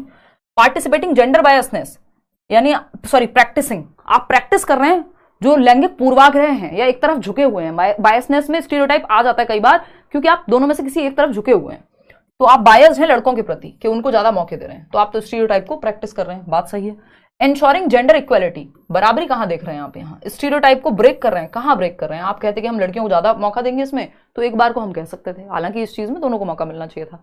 तो प्रैक्टिसिंग जेंडर बायसनेस, आप लैंगिक पूर्वाग्रहों को देखो, यहाँ पे स्टीरियोटाइप और बायसनेस एक साथ नहीं दिखेगा आपको, तो आप तो बायसनेस को, अगर यहाँ स्टीरियोटाइप होता तो वो भी सही हो जाता, दोनों एक साथ नहीं देगा, क्योंकि बेकार में आपसे पंगे थोड़ी, दुश्मनी थोड़ी एग्जामिनर की आपसे। क्वेश्चन नंबर 11 देखिए कि पूजा आई है पेपर देने, इन्हीं को फेल करना है, ऐसा थोड़ी होगा, तो ज्यादा टेंशन नहीं लेनी है। कई बार हम पेपर से पहले इतना स्ट्रेस ले लेते हैं, हाय रे पेपर में ये नहीं मैम, ये ऑप्शन नहीं, ऐसे नहीं हो गया, ऐसे हो गया, तो भाई जबरदस्ती थोड़ी कर लेगा, जैसे हो सकता है तो मैं बताऊंगी साथ में, ठीक है ना। स्टीरियोटाइप से बचना है आपको as a teacher, gender sensitivity की तरफ लेके जाना है, ब्रेक करना है स्टीरियोटाइप को। क्वेश्चन नंबर 11 देखिएगा, before starting to teach a new topic. और स्टीरियोटाइप बहुत प्रकार का हो सकता है, किसी जाति धर्म के आधार पे भी आप स्टीरियोटाइप करके रह सकते हैं, इस फलानी जाति के लोग ऐसे होते हैं तो टीचर होकर आप ऐसी टिप्पणी दे रहे हैं, या फिर आप लड़के और लड़कियों के इसमें वो जेंडर स्टीरियोटाइप हो सकता है, सोशल स्टीरियोटाइप हो सकता है, किसी भी तरह का कोई भी स्टीरियोटाइप हो सकता है। स्टीरियोटाइप वो चीजें, एक तरह की कुरीतियां कहेंगे हम, जो चली आ रही हैं बस, चाहे वो सही है नहीं है, उसमें लॉजिक है नहीं है, ठीक। चलिए क्वेश्चन नंबर 11 देखिएगा, before starting to teach a new topic, किसी नए विषय को पढ़ाना शुरू करने से पहले it is important for a teacher to know, एक शिक्षक के लिए यह जानना जरूरी है। क्या जानना जरूरी है? जब आप नया टॉपिक पढ़ाने जा रहे हैं, कोई भी टॉपिक, मान लीजिए नाउन है, पहली बार पढ़ा रहे हैं आप क्लास में, किसी ने आज से पहले नाउन नहीं पढ़ा, या इस मतलब आपके सिलेबस में नहीं आया, संज्ञा पढ़ा रहे हैं आप पहली बार, क्या जरूरी होगा? वॉट चिल्ड्रन ऑलरेडी नो, जो वो पहले से जानते हैं, जो उनका पूर्व ज्ञान है, कुछ तो पता होगा उनको। हाँ भाई जरूरी है। ओल्ड नॉलेज से आपको न्यू नॉलेज को कनेक्ट करना है, पूर्व ज्ञान से नए ज्ञान को। कॉमनली हेल्ड मिसकॉन्सेप्शंस, कई बार आमतौर पर गलतफहमियां होती हैं बच्चों के दिमाग में, किसी टॉपिक को लेकर कहीं सुन लिया कुछ, तो उसके बारे में भी आपको पता होना चाहिए। Pre requested to learn the topic, कुछ पूर्व शर्तें होंगी कि इतना तो पता हो आपको, तब जाकर के आप पहले ये कॉन्सेप्ट क्लियर हो 6th क्लास का, तब 7th में पढ़ा पाएंगे। हाँ, आपको ये भी बताओ कि क्या शर्तें हैं, क्या जरूरी है जो बच्चों को पहले से पता होना चाहिए। Preferred learning styles of students, learning styles होती हैं, कुछ बच्चे अकेले सीखना पसंद करते हैं, कुछ ग्रुप में, कुछ बच्चे देख के अच्छा सीखते हैं, कुछ बच्चे सुन करके अच्छा सीखते हैं। 3 प्रकार की लर्निंग स्टाइल जनरली हम देखते हैं कि बच्चे विजुअली, यानी उनको पिक्चर दिखा दो आप, यानी फोटो या कोई भी वीडियो, तो जल्दी सीख जाएंगे। 65% लोग या लर्नर्स जो हैं वो विजुअली ही जल्दी सीखते हैं, ठीक। फिर ऑडिटरी होते हैं जो सुन करके सीखते हैं, तो 30% के करीब लोग सुन करके सीखते हैं, ठीक। फिर आ जाते हैं आपके काइनेस्थेटिक लर्नर्स, ये होते हैं कुछ, ये 35% के करीब होगा, और ये फिर बाकी बचे हुए आपके लोग। तो यहाँ पे अगर हम देखें तो हर बच्चे को आपको केटर करना है, आपको चीजें दिखानी भी हैं, सुनानी भी हैं, 70 तरीके हैं, ठीक। तो लर्निंग स्टाइल्स बच्चों के केटर करने, किसी को जल्दी समझ आएगा, किसी को देर में, तो ये चारों ही बातें यहाँ सही हो जाएंगी। एक बहुत अच्छा क्वेश्चन पूछा हुआ है किसी ने सुपर चैट में, खुशबू कुमारी सिन्हा ने, childhood is experienced differently by children across curriculum, children's development is universal, please explain ma'am, to confuse in the previous year question. देखिएगा बहुत सारी किताबों में आंसर्स गलत होते हैं कई बार। तो childhood is experience differently by different people या फिर इन डिफरेंट कल्चर्स, ये बात एकदम सही है। तो चाइल्डहुड यूनिवर्सल नहीं हो गया इस केस में। इस केस में स्टेजेस ऑफ चाइल्डहुड यूनिवर्सल हैं, कि पहले बच्चा जो है जन्म से 2 वर्ष में आएगा तो वो इन्फेंसी में होगा, फिर अर्ली चाइल्डहुड, फिर लेटर चाइल्डहुड, फिर एडोलेसेंस, ये स्टेजेस हैं। स्टेजेस सार्वभौमिक है, दुनिया के हर एक देश में सेम होंगी, हर एक कल्चर में सेम होंगी, अगर स्टेजेस किसी ने दी हैं तो। Stages of childhood is universal, stages of childhood, ध्यान से समझना। और दूसरा क्वेश्चन भी आई थिंक आपने इसी में डाल दिया है, हाँ यही पूछ रहे हो मतलब आप, कि यूनिवर्सल है कि नहीं है डेवलपमेंट, समझते हैं इसको। 1 मिनट रुकना, अभी समझा देती हूँ क्लियरली। स्टेजेस ऑफ चाइल्डहुड, देखो कॉन्सेप्ट ऑफ चाइल्डहुड यूनिवर्सल है ये कहना गलत हो जाएगा।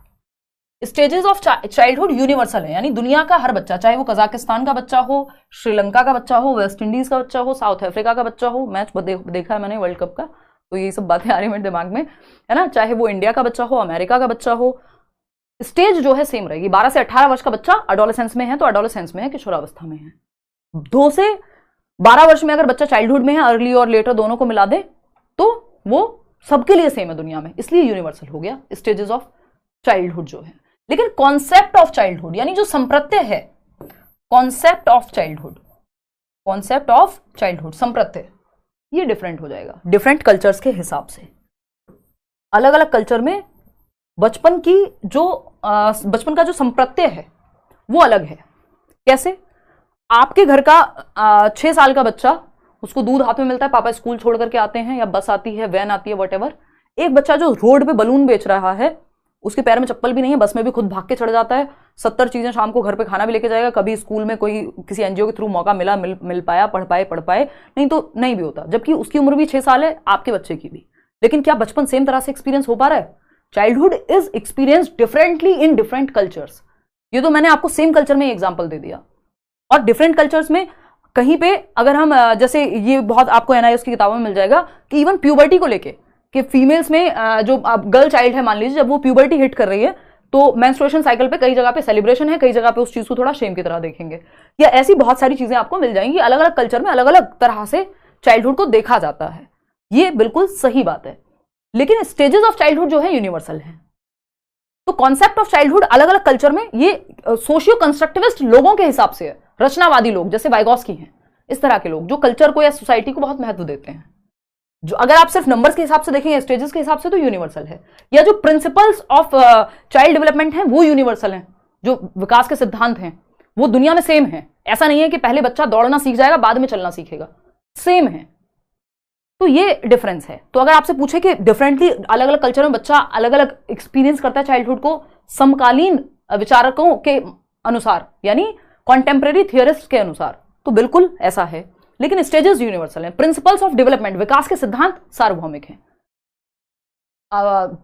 चाइल्डहुड को या किसी स्टेज को एक्सपीरियंस अलग अलग कल्चर में अलग अलग तरीके से किया जा सकता है, वो सबके लिए सेम नहीं है। तो इस बात को प्लीज ध्यान रखें, 2-3 बार क्वेश्चन पूछा जा चुका है और इसमें बहुत लोग फंसते हैं, इवन बुक्स से लेके टीचर्स तक बहुत गलती करते हैं इसमें। और ये मैंने प्रीवियसली कराया हुआ है, आप मैराथन भी देखेंगे तो उसमें शायद मिल जाए। क्वेश्चन नंबर 12 देखना फटाफट से। क्वेश्चन नंबर 12 देखिएगा, for children who are in concrete operational stage teachers should not. Concrete operational पे आ जाएगी 7 से 11 वर्ष, मूर्त संक्रियात्मक अवस्था। तो टीचर्स को क्या नहीं करना चाहिए इस उम्र के बच्चों के लिए, फटाफट से बताएंगे। Give seriation task. Seriation task, seriation तो आ ही जाता है, यानी बढ़ते क्रम में या घटते क्रम में लगाना, तो ये तो करना चाहिए। गिव कॉन्क्रीट रिसोर्सेज, जिनको टच फील किया जा सके, बिल्कुल करना चाहिए। Give problems that require abstraction. अमूर्त चिंतन अभी नहीं आया बच्चे में, वो आएगा फॉर्मल ऑपरेशनल में, इसके अगली स्टेज में 11+ ईयर्स पे। हाँ, ये नहीं करना चाहिए, जो गलत है वही सही है, क्योंकि पूछा ही गलत था। क्लासिफिकेशन की आपको अपॉर्चुनिटी देनी है, क्योंकि ये चीज इसमें आ जाती है। ठीक, तो थर्ड ऑप्शन यहाँ पे सही हो जाएगा, क्योंकि यही गलत है, ये नेक्स्ट स्टेज में आएगा, इसमें नहीं। क्वेश्चन नंबर 13 देखना एक बार और बताना फटाफट से कि क्या सही है। थोड़ा सा स्पीड पकड़ेंगे, हम बहुत स्लो चल रहे हैं। Current psychological theories of emotion conceptualise the relation between cognitive and emotional processes. एक क्वेश्चन आता ही है कॉग्निशन और इमोशन पे, मैंने एक एक टॉपिक को सिलेबस से उठाया है, उसके क्वेश्चंस को लिया है, तो पूरा सिलेबस आपका रिवाइज हो जाएगा। आकाश, एक बार आप मेल कर दीजिएगा। और मुझे बहुत अच्छा लग रहा है कि आज मेरी हालत उतनी खराब नहीं हो रही है ये सेशन लेते हुए, जबकि 50 मिनट हो ही गए। जितनी मैंने पिछले 2 महीने में 3-4-5 बार ट्राई किया है और मेरी बैंड बज जाती है, मैं क्लास लेने आती थी, तो अब तबीयत सुधर रही है, ये पता लग रहा है इस बात से। बट आपका एग्जाम इस बार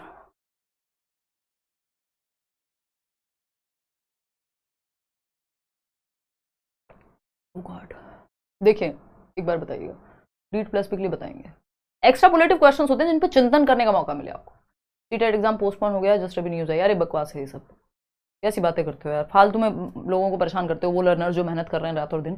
आज तक तो ऐसा हुआ नहीं है कि पेपर पोस्टपोन हो गया हो ऐसे अचानक से, ठीक है ना। एक बार शायद हुआ है, वो भी वैसे कि ऑनलाइन या कुछ तो था, ऑनलाइन से ऑफलाइन हुआ था, ऐसा कुछ हुआ था। और ऐसे आउट ऑफ नोवेयर नहीं होता इतना, सीटेट रोज रोज बदलाव नहीं करता, टाइम पे रिजल्ट देता है, टाइम पे एडमिट कार्ड आएगा, टाइम पे सारी चीजें होंगी। देखना एक बार, current psychological theories of emotion. देखना कॉग्निशन और इमोशन का क्या रिश्ता है, ये रिश्ता क्या कहलाता है। अभी हमने थॉट और लैंग्वेज को लेकर भी सेम बात की थी। 1 नंबर का क्वेश्चन है, आता ही है 100% हर बार। कॉग्निशन और दूसरी तरफ है इमोशन, यानी दिल और दिमाग की लड़ाई कह सकते हो आप इसको, जो टीवी सीरियल्स में आप देखते हो, ठीक है ना। वो ऑल्टर ईगो आ जाती है एक शीशे में से निकल के, है ना, मिरर में से, अरे तेरे को ये नहीं करना चाहिए, ये करना चाहिए, मतलब थोड़ा सा आप इसको उस तरह से ले सकते हो। संज्ञान व संवेग, यानी इमोशंस आपकी, भावनाएं आपकी, ठीक है जी। तो अगर मैं कॉग्निशन की बात करूं तो कॉग्निशन क्या है, आपका दिमाग। दिमाग क्या है, थिंकिंग, रीजनिंग, जो भी काम दिमाग से होते हैं, जो आपने पढ़ा है पियाजे की थ्योरी में, वही हर जगह काम आएगा। इमेजिनेशन, प्रॉब्लम सॉल्विंग, जितने भी काम दिमाग से हो रहे हैं, है ना, इमेजिनेशन जो भी है, ठीक। लैंग्वेज भी इसी का पार्ट है। ये है कॉग्निशन। क्या आपका दिमाग, आपकी emotions, how do you feel, यानी फियर, एंगर, लव, ये 3 इमोशन बताए हैं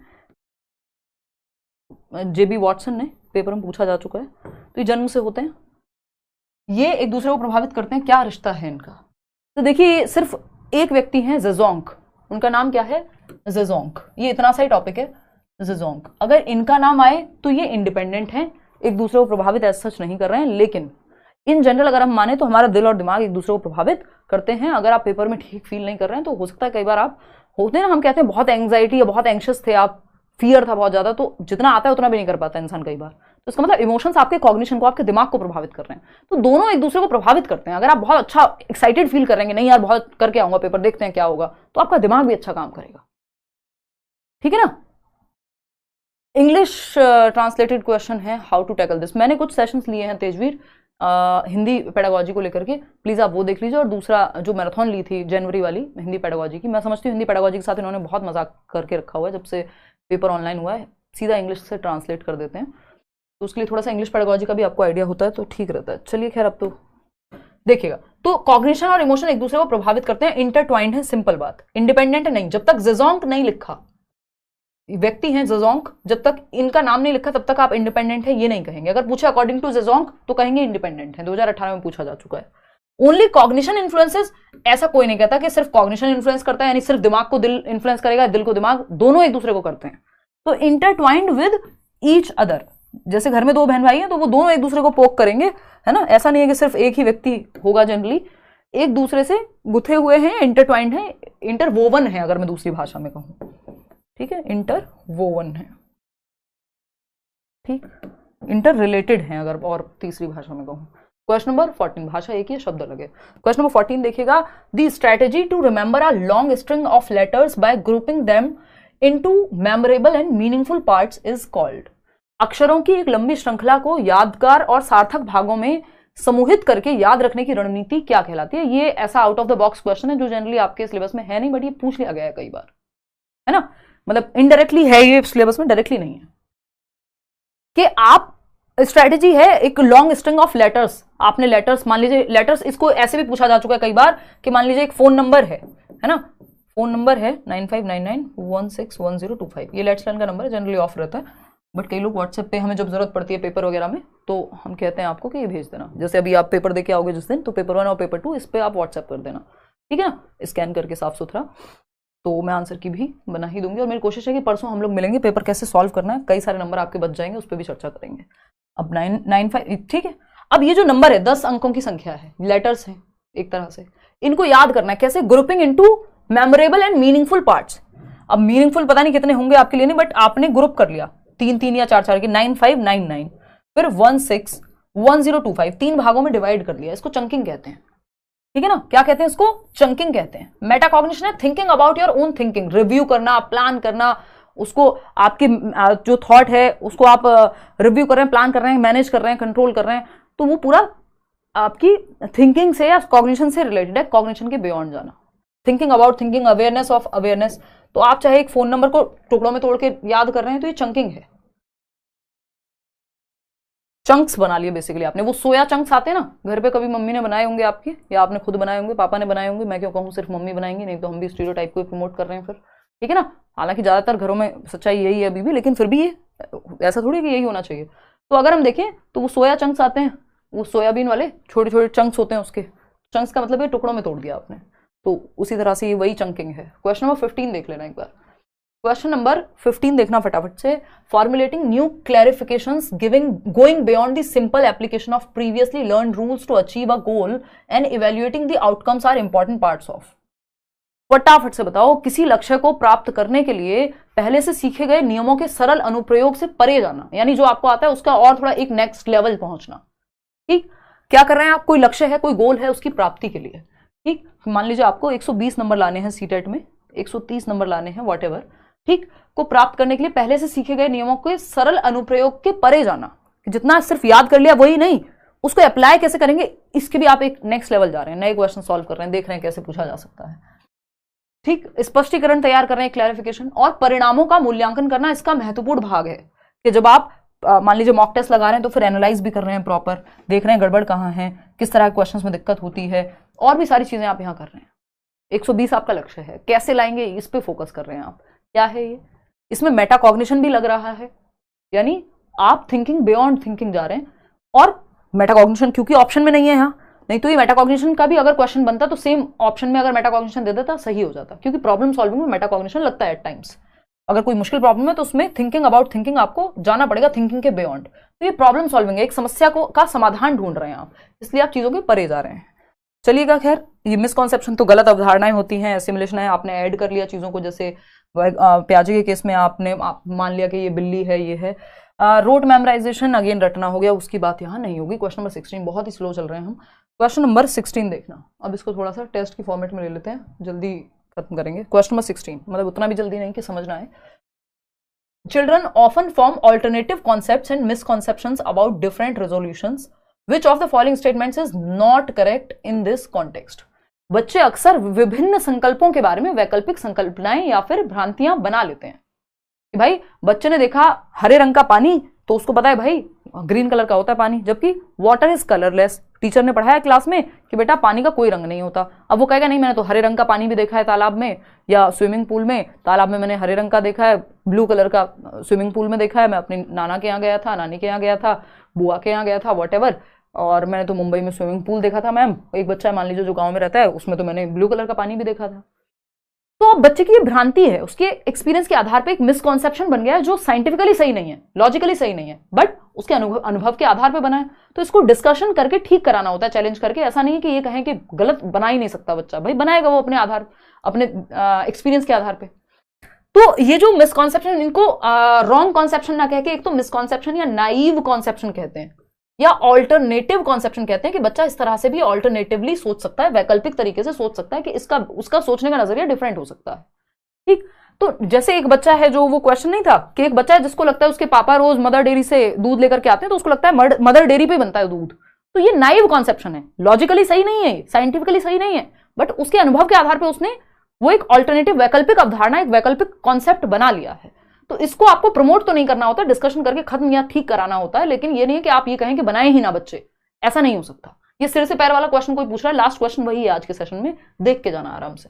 ठीक, तो नॉट करेक्ट, बताइए क्या करेक्ट नहीं है। The formulation of alternative concepts and misconceptions is very natural in childrens and adults. कई बार एडल्ट्स में भी गलत अवधारणाएं बन जाती हैं। आपने कोई गलत वीडियो देख लिया, कोई आजकल तो इतनी फेक न्यूज वगैरह है, वो सब देख लिया तो आपको लगेगा सब कुछ गलत ही हो रहा है दुनिया में। ठीक, तो ये होता है, नेचुरल है। अ टीचर शुड, आपके एक्सपीरियंस के आधार पर बन सकती है गलत अवधारणाएं। A teacher should strongly discourage alternative conceptions and misconceptions formed by children. एक अध्यापिका को बच्चों द्वारा गठित वैकल्पिक संकल्पनाओं और भ्रांतियों को सख्त रूप से हतोत्साहित करना चाहिए कि जो भी बच्चे ने किए उनको डिस्करेज कर दो। भाई वो तो बन सकते हैं ना, क्यों करोगे ऐसा। चलो बाकी ऑप्शन भी देखेंगे। Alternative concepts and misconceptions are not always unfounded but rather reflect children's intuitive understanding of the world around them, कि वो इंट्यूटिवली, सहज रूप से जो भी उन्हें दिखता है कैसे वो सीखते हैं, ये बताती हैं ये ऑल्टरनेटिव अवधारणाएं। बिल्कुल सही बात है, हमको तो गलत चाहिए। Are teacher should definitely look into these alternative concepts and misconceptions as they are important in teaching learning process. हाँ ठीक है, टीचर को देखना चाहिए कि बच्चा कैसे सोचता है, अगली बार ऐसे पढ़ाओ उसको कि कम से कम ये चीज फॉर्म हो, किसी टॉपिक को लेके क्लियर कराओ, अगर कोई टॉपिक पढ़ रहे हो, बल्कि जो गलत अवधारणाएं वो क्लियर हो जाएं, इस तरह से पढ़ाओ। अ टीचर शुड स्ट्रांगली डिस्करेज, ये कहना गलत होगा कि हतोत्साहित बच्चों को फटकार लगाओ, उनको रेप्रीमेंड करो। ये रेप्रीमेंड में क्यों बोल रही हूँ, क्योंकि पेपर में पूछा जाएगा। मैं ये नहीं कहूंगी बस मैं आपको ऐसा शब्द बोल दूं कोई जो पेपर में देखिए तो आप घबरा जाएं, तो थोड़ा सा टेक्निकल लैंग्वेज भी आपको पेडागोजी में पता होनी चाहिए, और ये सही टीचर का काम है। A teacher should strongly discourage alternative conceptions and misconceptions formed by children. तो ऐसा नहीं करना चाहिए कि आप डिस्करेज ही कर रहे हैं कि उनका ऑल्टरनेटिव कॉन्सेप्शन बनने ही नहीं देंगे हम। ऐसा थोड़ी हो सकता है लाठी लेके बैठ जाओ, बनेगा वो तो एक्सपीरियंस के आधार, उसको ठीक कराना है आपको, उसके बारे में पता होना चाहिए आपको। क्वेश्चन नंबर 17 देखना। The use of multi sensory approach should be encouraged at the primary level of education because. Primary level कितने साल का बच्चा होगा, 6 से 11 वर्ष का, कक्षा 1 से 5 में, और एलिमेंट्री लेवल 11 से 15 वर्ष का बच्चा होगा, 6th to 8th क्लास में। ठीक है जी। अब यहां पे प्राइमरी की जगह एलिमेंट्री लिखा होता, आंसर तब भी वही होता। मल्टी सेंसरी का मतलब क्या है, यानी मल्टीपल सेंसेस। मैं बहुत बार कहती हूं कि जितने ज्यादा सेंसेस बच्चे के पढ़ने में या सीखने में इन्वॉल्व है उतना बेहतर है।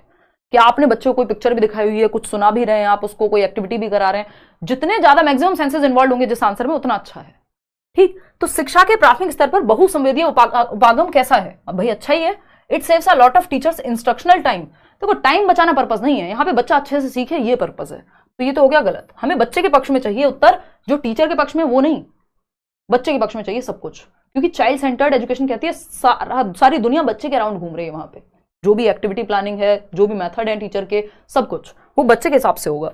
It creates obedience in children. बच्चों में इसमें आज्ञा परायणता आती है, ये भी बेकार की बात है, आज्ञा मनवाना थोड़ी मुद्दा है।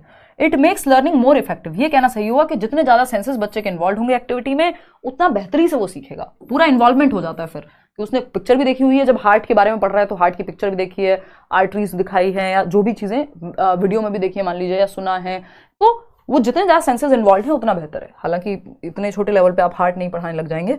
इट प्रोवाइड्स बॉडी पार्ट्स की अगर मैं बात करूं, it provides opportunities for some children to be excluded from education. Education से एक्सक्लूडेड नहीं, इंक्लूसिव फील कराना है।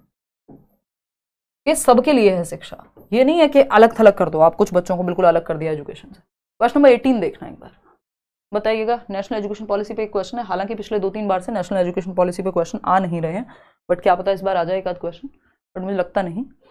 देखिएगा फटाफट से क्वेश्चन नंबर 18 का जवाब दीजिए। क्वेश्चन नंबर 18, थोड़ा सा नेशनल एजुकेशन पॉलिसी के बारे में बात कर लेंगे, इनकेस क्वेश्चन आ जाए तो आप अपनी समझ से सॉल्व कर पाए। एक सेशन है बट आपकी प्रॉब्लम्स बहुत सारी इसमें सॉल्व हो ही जाएंगी।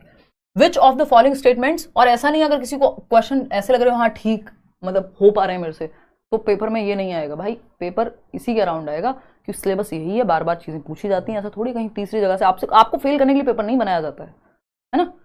Question which of the following, वो भी सीटेट तो एटलीस्ट उसको ऐसे सोचो भी मत, विच of the following statements is proposed in the national education policy 2020, syllabus से भटकता नहीं है पेपर। एनईपी 2020 में कौन सा कथन प्रस्तावित हुआ है? फर्स्ट ऑप्शन है being multilingual has high cognitive benefits for child students, हैं फॉर स्टूडेंट्स, ठीक। बाल विद्यार्थियों के लिए, लर्नर्स भी लिख सकते थे ये लोग, बहुभाषी होने के उच्च संज्ञानात्मक लाभ हैं। यानी अगर मल्टीलिंगुअल क्लासरूम है जहां पे कई तरह की भाषाएं, एक बच्चा है जो पंजाबी बोलता है, दूसरा बच्चा है जो गुजराती बोलता है, तीसरा बच्चा है हिंदी बोलता है, चौथा बच्चा है उर्दू बोलता है, कोई फारसी, कोई संस्कृत, व्हाटएवर, यानी अलग अलग भाषाएं एक क्लास में बोली जाती है, तो ये बच्चे के दिमाग के विकास के लिए अच्छा है। बिल्कुल सही है, रिसर्च कहती है या दो से अधिक भाषाएं जानने वाले बच्चे, या दो भाषाएं अगर आप जानते हैं एक से, तो आपका संज्ञानात्मक स्तर बेहतर होता है। यानी मल्टीपल लैंग्वेजेस आपके दिमाग के स्तर को भी बेहतर करती है, क्योंकि अब आप दो भाषाओं में पढ़ पाएंगे, जान पाएंगे, दो भाषा के लोगों को देख पाएंगे। अगर मान लीजिए मुझे हिंदी इंग्लिश आती है तो मैं हिंदी और इंग्लिश दोनों में किसी ने अगर कुछ भी लिटरेचर लिखा है वो पढ़ पाऊंगी, इंटरव्यूज देख पाऊंगी उन लोगों के, किताबें पढ़ पाऊंगी, 70 चीजें, क्योंकि मेरे पास जितनी भाषाएं मुझे आती हैं उतना बेनिफिट है। तो ये संज्ञान में हमारे दिमाग के विकास में हेल्प करती है मल्टीलिंगुअल क्लासरूम, इसको बढ़ावा देती है आपकी नेशनल एजुकेशन पॉलिसी, बिल्कुल सही बात है। फिर भी बाकी ऑप्शंस देखते हैं। Being educated in one's mother tongue is a hindrance in educational and technological progress, ये कहना बिल्कुल गलत होगा कि मातृभाषा में मत पढ़ाओ, मदर टंग में ही पढ़ाओ, प्राइमरी लेवल पे तो स्पेशली। जो भी बच्चे की खुद की भाषा है जो वो घर से लेके आया है वो उसकी मातृभाषा है, चाहे वो पंजाबी हो, गुजराती हो, व्हाटएवर। बाइलिंगुअल अप्रोच क्रिएट्स, इसमें बल्कि ज्यादा कंफर्टेबल रहता है बच्चा। बाइलिंगुअल अप्रोच क्रिएट्स कंफ्यूजन, नहीं ऐसा नहीं है, हेल्पफुल होनी चाहिए। स्कूल्स के दो भाषाओं में पढ़ाओगे तो गड़बड़ होगी, नहीं। स्कूल्स शुड एनकरेज चिल्ड्रन, जैसे मान लीजिए इंग्लिश में पढ़ाया हिंदी में ट्रांसलेट कर लिया तो वो प्रॉब्लम नहीं है। स्कूल्स शुड, या दो भाषाओं का प्रयोग क्लासरूम में प्रॉब्लमेटिक नहीं है, हेल्पफुल है। जितनी भाषाएं उतना अच्छा है। Schools should encourage children to learn and speak English as a first language. क्यों भाई, इंग्लिश को जबरदस्ती क्यों थोपे हम? 3 लैंग्वेज फॉर्मूला है जिसको प्रमोट करने की बात आपकी नेशनल एजुकेशन पॉलिसी कहती है कि त्रिभाषा सूत्र का प्रयोग करिए आप, जो बहुत 1964-66 में लाया गया था। तो वो उसमें ऐसा नहीं है कि इंग्लिश को थोपा जाएगा। देखो 3 लैंग्वेज फॉर्मूला क्या कहता है, 3 लैंग्वेज फॉर्मूला, त्रिभाषा सूत्र जो है, साउथ में थोड़ी दिक्कत होती रहती है इसको लेके। त्रिभाषा सूत्र की अगर मैं बात करूं तो सिंपल 3 लैंग्वेजेस की बात है। ये पहली आपकी mother tongue, MT mother tongue, जो भी बच्चे की मातृभाषा है तो आप उसमें उसको इंस्ट्रक्शन दीजिए जब वो स्कूल में आ रहा है, ठीक। दूसरी भाषा इंग्लिश या हिंदी में से कोई भी हो सकती है। अगर आपकी मदर टंग हिंदी है तो हिंदी हो जाएगी पहली, फिर दूसरी इंग्लिश हो गई। तीसरी जो है कोई भी मॉडर्न इंडियन लैंग्वेज, 22 भाषाएं हैं और भी भाषाएं हैं, उनमें से कोई भी हो सकती है। अब संस्कृत या कुछ ऐसी भाषाएं हैं जिनको क्लासिकल लैंग्वेजेस कहा जाता है, उनको भी प्रमोट करने की बात नेशनल एजुकेशन पॉलिसी में कही गई है।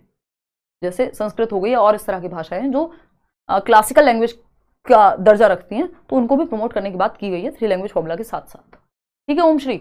चलिए खैर, ये एक बात हो गई। मल्टीलिंगुअलिज्म को बढ़ावा देती है आपकी नेशनल एजुकेशन पॉलिसी हो, चाहे इससे पहले का एनसीएफ हो, कोई भी पॉलिसी हो। मल्टीलिंगुअलिज्म, बहुभाषिता, यानी जितनी भाषाएं हैं, अलग अलग तरह की भाषा के बच्चे हैं तो आप साथ में सिखाइए। बाइलिंगुअल सिखाना है, 2 भाषाओं में सिखाना है, सिखाइए। मल्टीपल लैंग्वेज के बच्चे सिखाइए, वो हेल्प ही करेगी बच्चे को सीखने में। तो बहुभाषी शिक्षा एसेट है, हेल्पफुल होगी। ये एक संपत्ति की तरह है, ना कि रुकावट, हिंड्रेंस नहीं हो सकता कभी भी ये बहुभाषिता, तो ये हेल्पफुल होगा, ठीक है। ये बातें आपको ध्यान में रखनी है।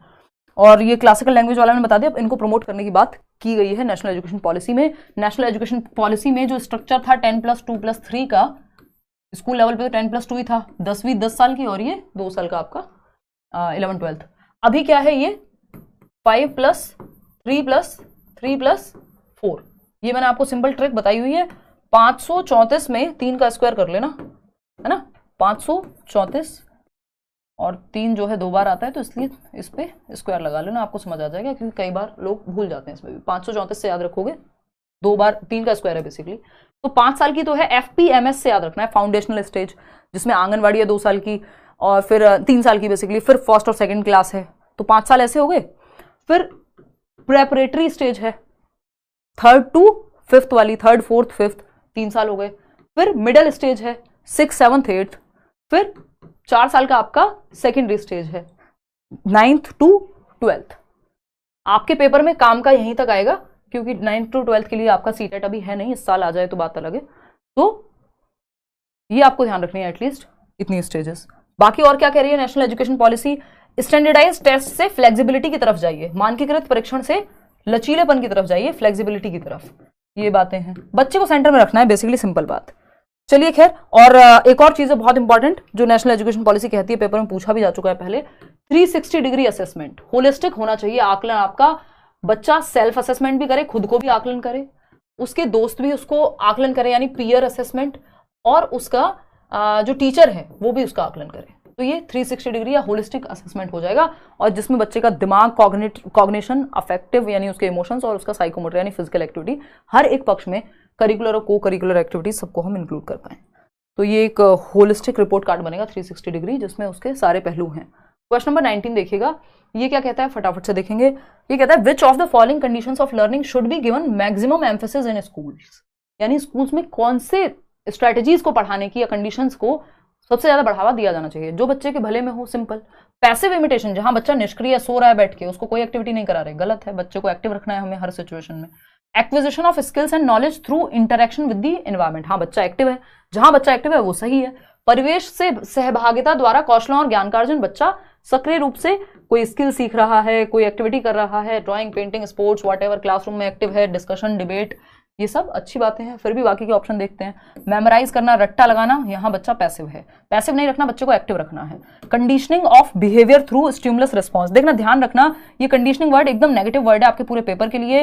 ये रिवॉर्ड वर्ड एकदम नेगेटिव है, कोई रिवॉर्ड नहीं, कोई पनिशमेंट नहीं, इनसे आपको बच के रहना है। बच्चे को एंजॉयमेंट के लिए सीखे, बच्चा अपने learning for the sake of learning, internal motivation, इन सब पे ध्यान देना है। तो सेकेंड ऑप्शन यहाँ पे सही हो जाएगा कि वो एक्टिवली नॉलेज को कंस्ट्रक्ट कर रहा है। क्वेश्चन नंबर 20 देखिएगा और बताइएगा meaning of inclusive education. 5 number का टॉपिक है आपका इंक्लूसिव एजुकेशन, फटाफट से देख लेना है। इंक्लूसिव एजुकेशन में वही आ जाता है, डिसलेक्सिया वगैरह, वो सब इसी में आ जाएगा। और भी क्वेश्चन हैं जो मैंने शामिल किए हैं। समावेशी शिक्षा से अभिप्राय है, इंक्लूसिव एजुकेशन का क्या मतलब है। क्वेश्चन नंबर 1 है, मतलब ऑप्शन नंबर 1 है, irrespective of qualifications quality education should be provided to all children, यानी क्वालिफिकेशंस के परे जाकर के कि भैया बच्चे ने 6th पास कर ली, 7th पास कर ली, व्हाटएवर, हमें क्वालिटी एजुकेशन देनी है कि बच्चा जो है वो उसकी गुणवत्ता शिक्षा की अच्छी हो। पता चल रहा है बच्चा 8th क्लास में पहुंच गया और ठीक से पढ़ना नहीं आता उसको, तो बहुत स्थिति खराब है, आप ग्राउंड लेवल पे देखेंगे तो ये बात तो सही है। Only English language should be taught in government schools, देखिए अभी बताया था 3 लैंग्वेज फॉर्मूला की बात हुई है, जबरदस्ती इंग्लिश या कोई भी भाषा थोपी नहीं जा रही है बच्चे पे, मदर टंग में पढ़ाइए आप, बल्कि वो ऑप्शन है। Reservation for economically weaker section, EWS section should be made available only in government schools, नहीं भाई, ईडब्ल्यूएस की जरूरत पड़ती है प्राइवेट स्कूल्स में, 25% रिजर्वेशन होना चाहिए, राइट टू एजुकेशन एक्ट कहता है। जो महंगे स्कूल्स हैं वहां पे भी कोटा होना चाहिए, जो गरीब बच्चा है वो भी वहां पढ़ पाए, 25% सीट्स होनी चाहिए उनके लिए भी। तो ये भी गड़बड़ हो गई, ये ऐसा थोड़ी है कि गवर्नमेंट स्कूल में थोड़ी, गवर्नमेंट में तो वैसी फीस इतनी कम है, प्राइवेट की बात हो रही है। PYQ में तो अच्छा स्कोर हो रहा है, लेकिन आज के क्वेश्चन नहीं हो रहे हैं। ओम श्री कोई बात नहीं, थोड़ा सा जब आपके पास समय कम होता है ना और आपको थोड़ा सा डिफरेंट तरीके से पूछा जाता है तो लगता है ऐसा, कोई बात नहीं, दोबारा करना है ये सारे क्वेश्चंस, मैं PDF शेयर करूंगी आंसर्स के साथ, ठीक। डिसेबल्ड स्टूडेंट्स, और मैं इस बार आंसर पीछे लगवा दूंगी आपके बजाय कि यहाँ लिखने के, है ना, देखना एक बार। डिसेबल्ड स्टूडेंट्स शुड बी, या लिखवा दूंगी नीचे, आप हाथ ऐसे रख के पढ़ लेना। Disabled students should be given education only in special schools, भाई हर एक बच्चा सेम क्लासरूम में पढ़ेगा, सिर्फ डिसेबल्ड बच्चे को अलग पढ़ा दो, स्पेशल स्कूल खुलवा दो, अगर कोई बच्चा देख नहीं सकता तो ब्लाइंड स्कूल भेज दो, नहीं। एजुकेशन फॉर ऑल, यही है समावेशी शिक्षा, सबका समावेशन, हर एक तरह का बच्चा, और सिर्फ स्पेशल बच्चा नहीं, कोई गिफ्टेड बच्चा है, क्रिएटिव बच्चा है, हर तरह का बच्चा एक क्लासरूम में सीख सके, कोई बहुत जल्दी सीखता है वो भी, और जो धीमे सीखता है वो भी, तो स्लो लर्नर भी, हर तरह का बच्चा। तो क्वालिफिकेशन से ज्यादा हमें क्वालिटी एजुकेशन पे फोकस करना है। इंक्लूसिव एजुकेशन ये कहता है एजुकेशन फॉर ऑल। और एक और बात इंक्लूसिव एजुकेशन कहता है कि सिस्टम में चेंज करिए बच्चे के लिए, बच्चे में चेंज मत करिए सिस्टम के लिए, क्योंकि बच्चा सिस्टम के लिए नहीं है, बच्चे के लिए सिस्टम है।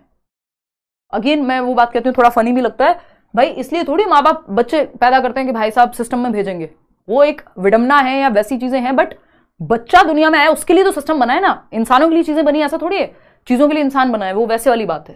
तो आप सिस्टम में चेंज लाते हैं इंक्लूसिव एजुकेशन में, आपके इंफ्रास्ट्रक्चर में, आपके स्कूल के इंफ्रास्ट्रक्चर में, बिल्डिंग में, या अपने मेथड्स में, ना कि बच्चे में चेंज करेंगे। बच्चा देख नहीं सकता तो ऐसा थोड़ी आंखें लगवा दोगे कहीं से, मतलब अगर वो पॉसिबल है, मेडिकली पेरेंट्स अफोर्ड कर सकते हैं, वो एक अलग कहानी है, ऐसा नहीं आप जबरदस्ती उसको कहोगे नहीं नहीं तुम तो ऐसे नहीं रह सकते हैं। हर तरह का बच्चा है क्लासरूम में।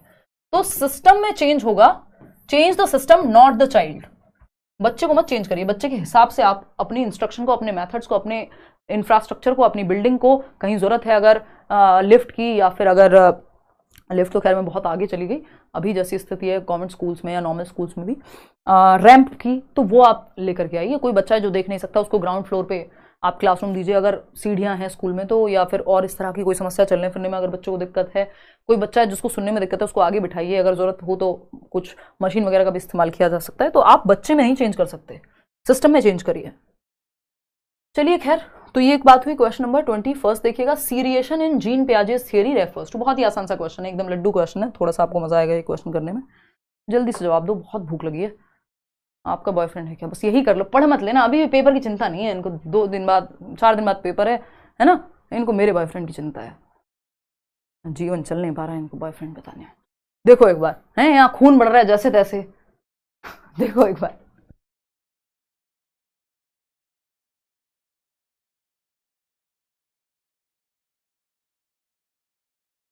फटाफट से बताओ, लेट्स लर्न गेट देंगे भाई। क्वेश्चन नंबर 21 करेंगे कुछ प्रावधान। Seriation in Jean Piaget's theory refers to. Jean पियाजे के सिद्धांत के अनुसार क्रमबद्धता का क्या तात्पर्य है?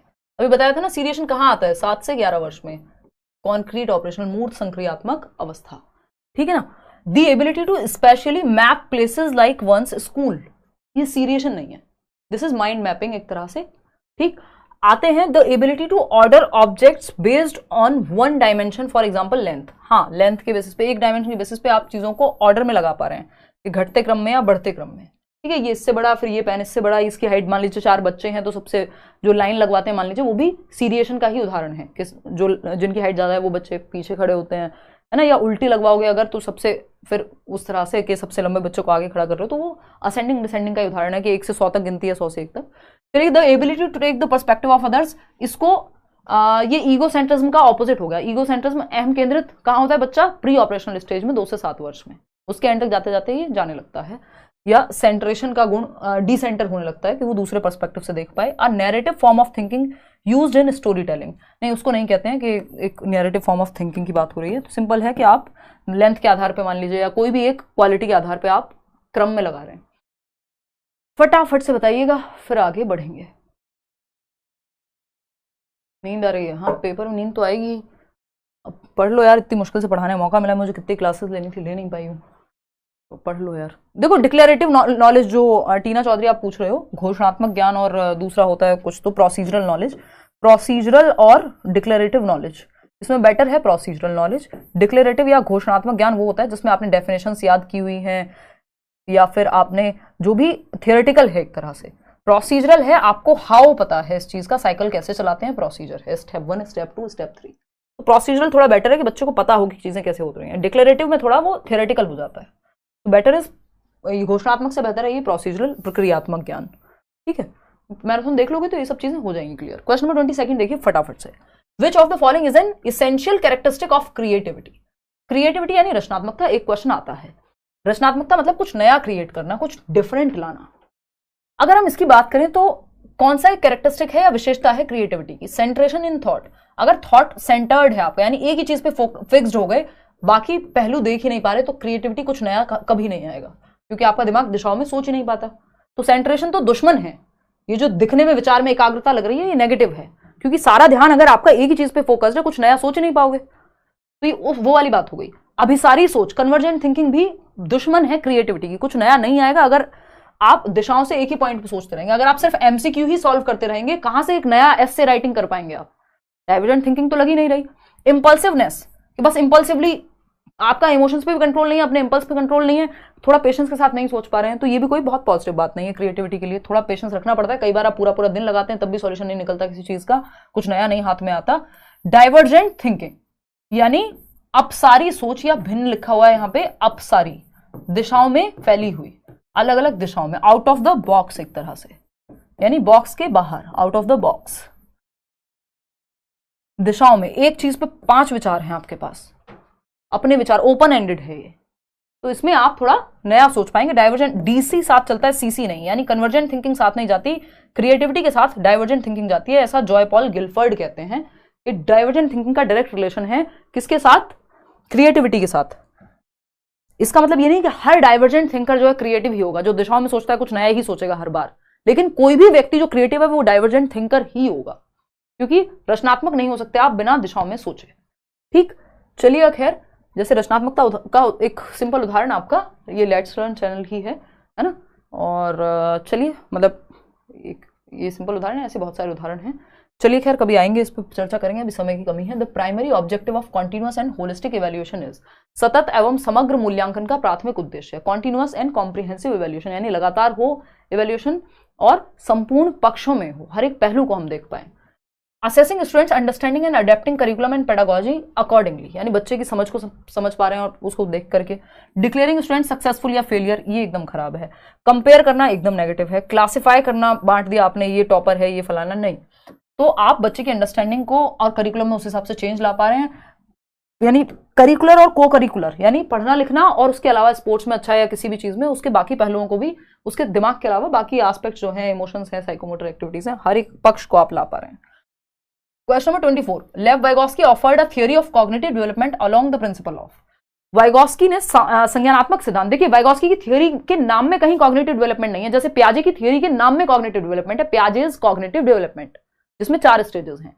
वाइगोस्की ने कोई स्टेज नहीं दिया अलग से, और यहां पे इनकी जो थियोरी है वो, उसका नाम है वाइगोस्की सोशियो कल्चरल अप्रोच, यानी वाइगोस्की का सामाजिक सांस्कृतिक सिद्धांत के समाज और संस्कृति के साथ इंटरेक्शन से, अन्योन्य क्रिया से, मिलने जुलने से संज्ञान का विकास होता है। तो ये थियोरी के नाम में नहीं, कई बार नाम भी पूछ लेता है। साइको एनालिसिस नहीं, ये अलग ही संप्रदाय है। यूनिवर्सलिज्म नहीं, सोशल कंस्ट्रक्टिविज्म, क्योंकि इनकी थियोरी का आपको पता है ये 3 फंडे, SCL, सोसाइटी, कल्चर, लैंग्वेज, ये 3 बहुत महत्वपूर्ण बातें हैं किसके बारे में, वाइगोस्की की थियोरी के बारे में। तो ये सोशल रचनावादी है, समाज में बच्चा एक्टिविटी करके ग्रुप में सीखे, इन सब की बात करेंगे। व्यवहारवाद यहाँ कोई काम का नहीं है, चलिएगा। और इन पे मैं चर्चा इसलिए नहीं करूंगी क्योंकि पेपर में इंपॉर्टेंट नहीं है। व्यवहारवादी सोच है, रिवॉर्ड, पनिशमेंट, इनसे आपको दूर रखना है, क्योंकि आपका पूरा पेपर ये कंस्ट्रक्टिविज्म पे बेस्ड है ना, इस पे नहीं, व्यवहारवाद पे नहीं या किसी और पे नहीं। बच्चे को एक्टिव रखना है बेसिकली। क्वेश्चन नंबर 25, इस क्वेश्चन का आंसर मैंने आपको ऑलरेडी दे दिया दूसरे क्वेश्चन में। Dash view of learning explains that tangible incentives, यानी आपको रिवॉर्ड मिलेगा, ठोस प्रोत्साहन कह लीजिए आप इसको, या रिवॉर्ड पनिशमेंट के, आप फर्स्ट आओगे तो पापा साइकिल दिलाएंगे, फोन मिलेगा, गाड़ी मिलेगी, whatever. Tangible incentives and rewards motivate students for learning, कौन सा संप्रदाय है जो ये कहता है, और ऐसा होता भी है, बट ये अपने आप में अलग अप्रोच है, बहुत बढ़िया अप्रोच हम इसको एजुकेशन में आज के समय में नहीं मानते हैं। ये अप्रोच है बिहेवियरल अप्रोच। सोशियो कल्चरल लोग तो कहेंगे एक्टिविटी करके सीखने पे, बच्चे को जॉय ऑफ लर्निंग के लिए रखिए आप। संज्ञानात्मक लोग कहेंगे उसकी थिंकिंग प्रोसेस डेवलप होगी, ये होगा। ह्यूमनिस्टिक लोग कहेंगे इंसान में कुछ अच्छा करने की अपने आप में क्षमता होती है, फ्री विल है, ये है, वो है। तो व्यावहारिक जो व्यवहारवादी लोग हैं, जो थॉर्नडाइक या रिवॉर्ड पनिशमेंट की बात करते हैं, बहुत सारे लोग हैं इसमें, उस पर आपको पढ़ना नहीं है, आपके सिलेबस में नहीं है। बिल्कुल हो जाओगे सुष्मिता, टेंशन ना लो यार, प्रीवियस से लगा रहे हो, उससे आपको आइडिया लग जाना चाहिए कि आप कितने पानी में हो। ठीक, बिहेवियरल यानी इसमें रिवॉर्ड पनिशमेंट की बात होती है, बिहेवियरिज्म में, व्यवहारवादी उसमें। खैर ये बस आपको समझाने के लिए था कि रिवॉर्ड और पनिशमेंट से बचना है आपको पेपर में, ठीक है। A child has the ability to understand the intentions and desires of others. एक बच्ची है, एक बच्चा है जो दूसरों के इरादों को और दूसरों की इच्छाओं को, कि मान लीजिए मेरा भाई है या मेरी कोई फ्रेंड है, तो उसकी डिजायर्स या उसका इंटरेस्ट, हम कहते हैं ना, कोई आप एक शर्ट भी खरीद रहे हैं, मान लीजिए घूमने गए हैं, तो आपको पता है यार ये वाला कलर ना मेरे उस दोस्त को पसंद है, उसको पसंद आएगा, ये उसके लिए ले लेती हूँ। कैसे? आपको पता है कि उसकी लाइकिंग क्या है या डिजायर्स क्या है। या फिर हम कहते हैं कोई मूवी हमने देखी कि यार तुम ये देखना, क्यों? क्योंकि मुझे पता है कि मैं, मान लीजिए मेरा एक फ्रेंड है या मेरी एक फ्रेंड है, या मैं किस तरह से सोचती हूँ, तो उस तरह की मूवी मेरे को कोई रिकमेंड कर सकता है, या बुक उस तरह की रिकमेंड कर सकता है। इसका मतलब क्या हो, दूसरों की इंटेंशंस को या दूसरों की डिजायर्स को समझने की क्षमता सब में नहीं होती, इस बच्ची में है। तो ये क्या है, इंटरपर्सनल है, क्योंकि अदर्स लिखा है। अगर खुद की डिजायर्स को समझने की बात होती, सेल्फ, तो ये इंट्रापर्सनल हो जाता है। ये हार्वर्ड गार्डनर का बहुबुद्धि सिद्धांत के अंदर ही आता है। तो ये पारस्परिक बुद्धि है, दूसरों को समझने की क्षमता। यहाँ पे जो पॉलिटिकल लीडर्स हैं, जो आपके सोशल रिफॉर्मर्स हैं, जैसे मदर टेरेसा, या फिर टीचर्स भी हैं फॉर दैट मैटर, तो इंटरपर्सनल इंटेलिजेंस में हाई होते हैं। ठीक, नेचुरलिस्टिक में आपका फ्लोरा एंड फौना की नॉलेज है, या गार्डनर्स हैं, आपके जो बर्ड वॉचर्स हैं। स्पेशल इंटेलिजेंस में जो आपको वो गूगल मैप वाली दीदी स्पेशल इंटेलिजेंस में इंटेलिजेंट हैं, हालांकि वो कोई इंसान तो है नहीं, कि कुछ लोग होते हैं ना एकदम क्लियर से बता देते हैं कि अच्छा वहां जाना है, कि यहाँ से लेफ्ट लेना, फिर वहां से राइट हो जाना। कोई व्यक्ति ऐसा भी होगा जो इसी बात को इतना घुमा के कहेगा कि सर में दर्द हो जाए अगले के समझने में। तो स्पेशल इंटेलिजेंस जो आपको दिशाओं का ज्ञान बेहतर होता है, मैप बनाने वाले लोग, कार्टोग्राफर्स, जो मूर्तिकार हैं, है ना, वो लोग इसमें बेहतर होते हैं इंट्रापर्सनल यानी खुद को जानने में। चलिए खैर आगे बढ़ते हैं। क्वेश्चन नंबर 27 देखिएगा, which of the following is the term used by Lev Vygotsky to describe child's act of speaking to herself. एक बच्ची है जो स्वयं से बात करती है, इस कार्य को वाइगोस्की कैसे वर्णित करेंगे? वाइगोस्की की भाषा में खुद से बात करने को क्या कहेंगे? आप पेपर में गए हैं, आप कह रहे हैं अरे यार नहीं नहीं हिमांशु हमने ये बताया था, नहीं नहीं हिमांशु ने ये बताया था, कोई कह रहा है नहीं नहीं मैंने तो ये पढ़ा था, अच्छा ये वाला नहीं होगा ये वाला होगा, खुद से बात कर रहे हैं पेपर में आप। इतनी देर में एग्जामिनर आए और उन्होंने कहा यार तुम क्या कर रहे हो, ये क्यों डिस्टर्ब कर रहे हो क्लास को? ठीक है ना। डिक्लेरेटिव नॉलेज अभी बताया ना रिया, जैसे डेफिनेशंस आपको याद है किसी सब्जेक्ट का, आपको थियोरी याद है, वो डिक्लेरेटिव है। प्रोसीजरल क्या है कि आपको प्रोसीजर पता है कि वो चीज कैसी होगी। ये देखो पता नहीं कौन से सर का नाम ले रहे हैं, बस यही करते रहो आप लोग, यहाँ अरेंज मैरिज करा दो मेरी, वो सर बेस्ट हैं आपके लिए, पढ़ लो यार हैं। अच्छा 100 के पास ही स्कोर आ रहा है, कोई दिक्कत नहीं है, चलो आ जाओ यहाँ मेरी मैच मेकिंग कर लो, खुद तो पढ़ाने जा रहा है, पेपर है। देखो एक बार सीरियस मत ले लो ना, मैं मजाक कर रही हूँ, कुछ लोग नए हों कहें कि क्या यार। वर्णन करने के लिए उपयोग किया गया है, वाइगोस्की के द्वारा स्वयं से बात करना क्या कहलाएगा? तो आपको पता होना चाहिए, इसको निजी भाषण या निज वाक कहते हैं, प्राइवेट स्पीच या सेल्फ टॉक भी कई लोग इसको कह सकते हैं। ठीक, बच्चा किसी और से नहीं बट खुद से जोर से बोल के बातें कर रहा है। टॉक लाउड नहीं है ये, जोर जोर से बोल के बातें करना, वो तो मैं अगर निशा से जोर जोर से बोल के बातें कर रही हूँ तो वो टॉक लाउड है, लेकिन खुद से बात करना प्राइवेट स्पीच है। इसका फोल्डिंग है process of help, temporary help, teacher ने कोई हिंट दे दिया, कोई एक स्टेप सॉल्व कर लिया, ये भी वाइगोस्की ही इसकी बात करते हैं, वो स्केप फोल्डिंग है। ईगो सेंट्रिज्म पियाजे बात करते हैं बच्चा सेल्फ सेंट्रिक है, नहीं, लेकिन वाइगोस्की कहते हैं कि प्राइवेट स्पीच बहुत हेल्पफुल है, सेल्फ डायरेक्शन में बच्चों को मदद करता है। बच्चा एक टी शर्ट की तय करते हुए खुद से बात कर रहा है, नहीं ऐसे नहीं बुद्धू इसको ऐसे सॉल्व करेंगे, तो ये बच्चे को डायरेक्शन में हेल्प करती है, उसके संज्ञान में हेल्पफुल होती है। और इसके अलावा 2 और टाइप की स्पीच है, ये 3 से 6 वर्ष में होती है बच्चे के अंदर। 2 और टाइप की स्पीच है, एक है सोशल स्पीच जो 2 साल के अराउंड बच्चा बोलने लगता है, मम्मी खाना दे दो ये वो, 2+ ईयर्स, और दूसरी होती है साइलेंट इनर स्पीच जो 6 साल के अराउंड आएगी, बच्चा मन मन में ही बातें करने लगता है, बाहर की जरूरत ही नहीं है। ये 3 प्रकार की स्पीच है जिसकी बात वाइगोस्की ने की है। ठीक है, ZPD वो डिफरेंस है जो आपको आता है और जो जहां तक आप सीख सकते हैं, उन दोनों के बीच के डिफरेंस को ZPD zone of proximal development कहते हैं, जहां स्कैफोल्डिंग मिलेगी आपको, यानी मदद मिलेगी। देगा कौन? मोर नॉलेजेबल अदर, आपका टीचर या कोई भी एक बुक जो आपसे ज्यादा जानता हो, एज मैटर नहीं करेगी। ग्रामर उतनी इंपॉर्टेंट नहीं है, ग्रामर से बच के रहो, ग्रामर की कोई जरूरत नहीं है। अब आपको 3 दिन पहले ग्रामर मत पढ़ना सीटेट के लिए। Which of the following pairs facilitates students reading according to the social cultural approach? Socio cultural approach, यानी वाइगोस्की के अनुसार अगर आप पढ़ रहे हैं तो कौन सा पेयर मैच होगा, यानी कौन सी 4 बातों में से कोई एक बात, 2 बात, 2 का ही ऑप्शन है, सही होगी वाइगोस्की के according. Salma uses flash cards to teach students new words and rewards them with candies for their correct answer. एक फ्लैश कार्ड है, वो छोटे से कार्ड्स नहीं होते, उनको पहचानने को कहा गया। सलमा एक टीचर हैं और जो भी बच्चा सही जवाब दे रहा है उसको वो रिवॉर्ड देती हैं। और आपको पता है पूरे पेपर में आपको रिवॉर्ड से बचना है, क्योंकि रिवॉर्ड की बात कौन करता है? अभी थोड़ी देर पहले बताया था, बिहेवियरिस्ट लोग। और व्यवहारवाद पे आपका पेपर बेस्ड नहीं है, आपका पूरा सिलेबस रचनावाद पे, कंस्ट्रक्टिविज्म पे बेस्ड है, ना कि रिवॉर्ड पनिशमेंट पे। तो ये तो हो गई गड़बड़, ये अप्रोच सही नहीं है सोशियो कल्चरल अप्रोच के अनुसार। सोशियो कल्चरल कौन? वाइगोस्की के अनुसार। अगर बिहेवियरिज्म नहीं लिखा तो रिवॉर्ड पनिशमेंट से दूर रहना है आपको, व्यवहारवादियों के अनुसार सही है। मैम आज आप लाइव क्लास आए तो इंटरनल कॉन्फिडेंस इंक्रीज हुआ, पिछले वीक में डेली लेक्चर का नोटिफिकेशन चेक करता था, किया हूँ। अच्छा अनिल थैंक यू यार, मैं तो खुद कब से हर दिन कोशिश कर रही थी कि अब क्लास ले पाऊंगी, अब ले पाऊंगी, और अब ठीक लग रहा है वैसे काफी। देखना एक बार क्वेश्चन नंबर, ऑप्शन नंबर 2 है पैरामती, क्या नाम है, परामती। Paramati gives various types of books to her students to read. Students who read a particular book are regularly asked to discuss the book. अब बच्चे एक्टिव हैं यहाँ, हाँ तो ग्रुप में सीख रहे हैं। ये तो सोशियो कंस्ट्रक्टिविस्ट हो गए, सामाजिक रचनावादी थॉट हो गया, तो ये तो वाइगोस्की के अनुसार सही है। ठीक है, तो पॉजिटिव बात है।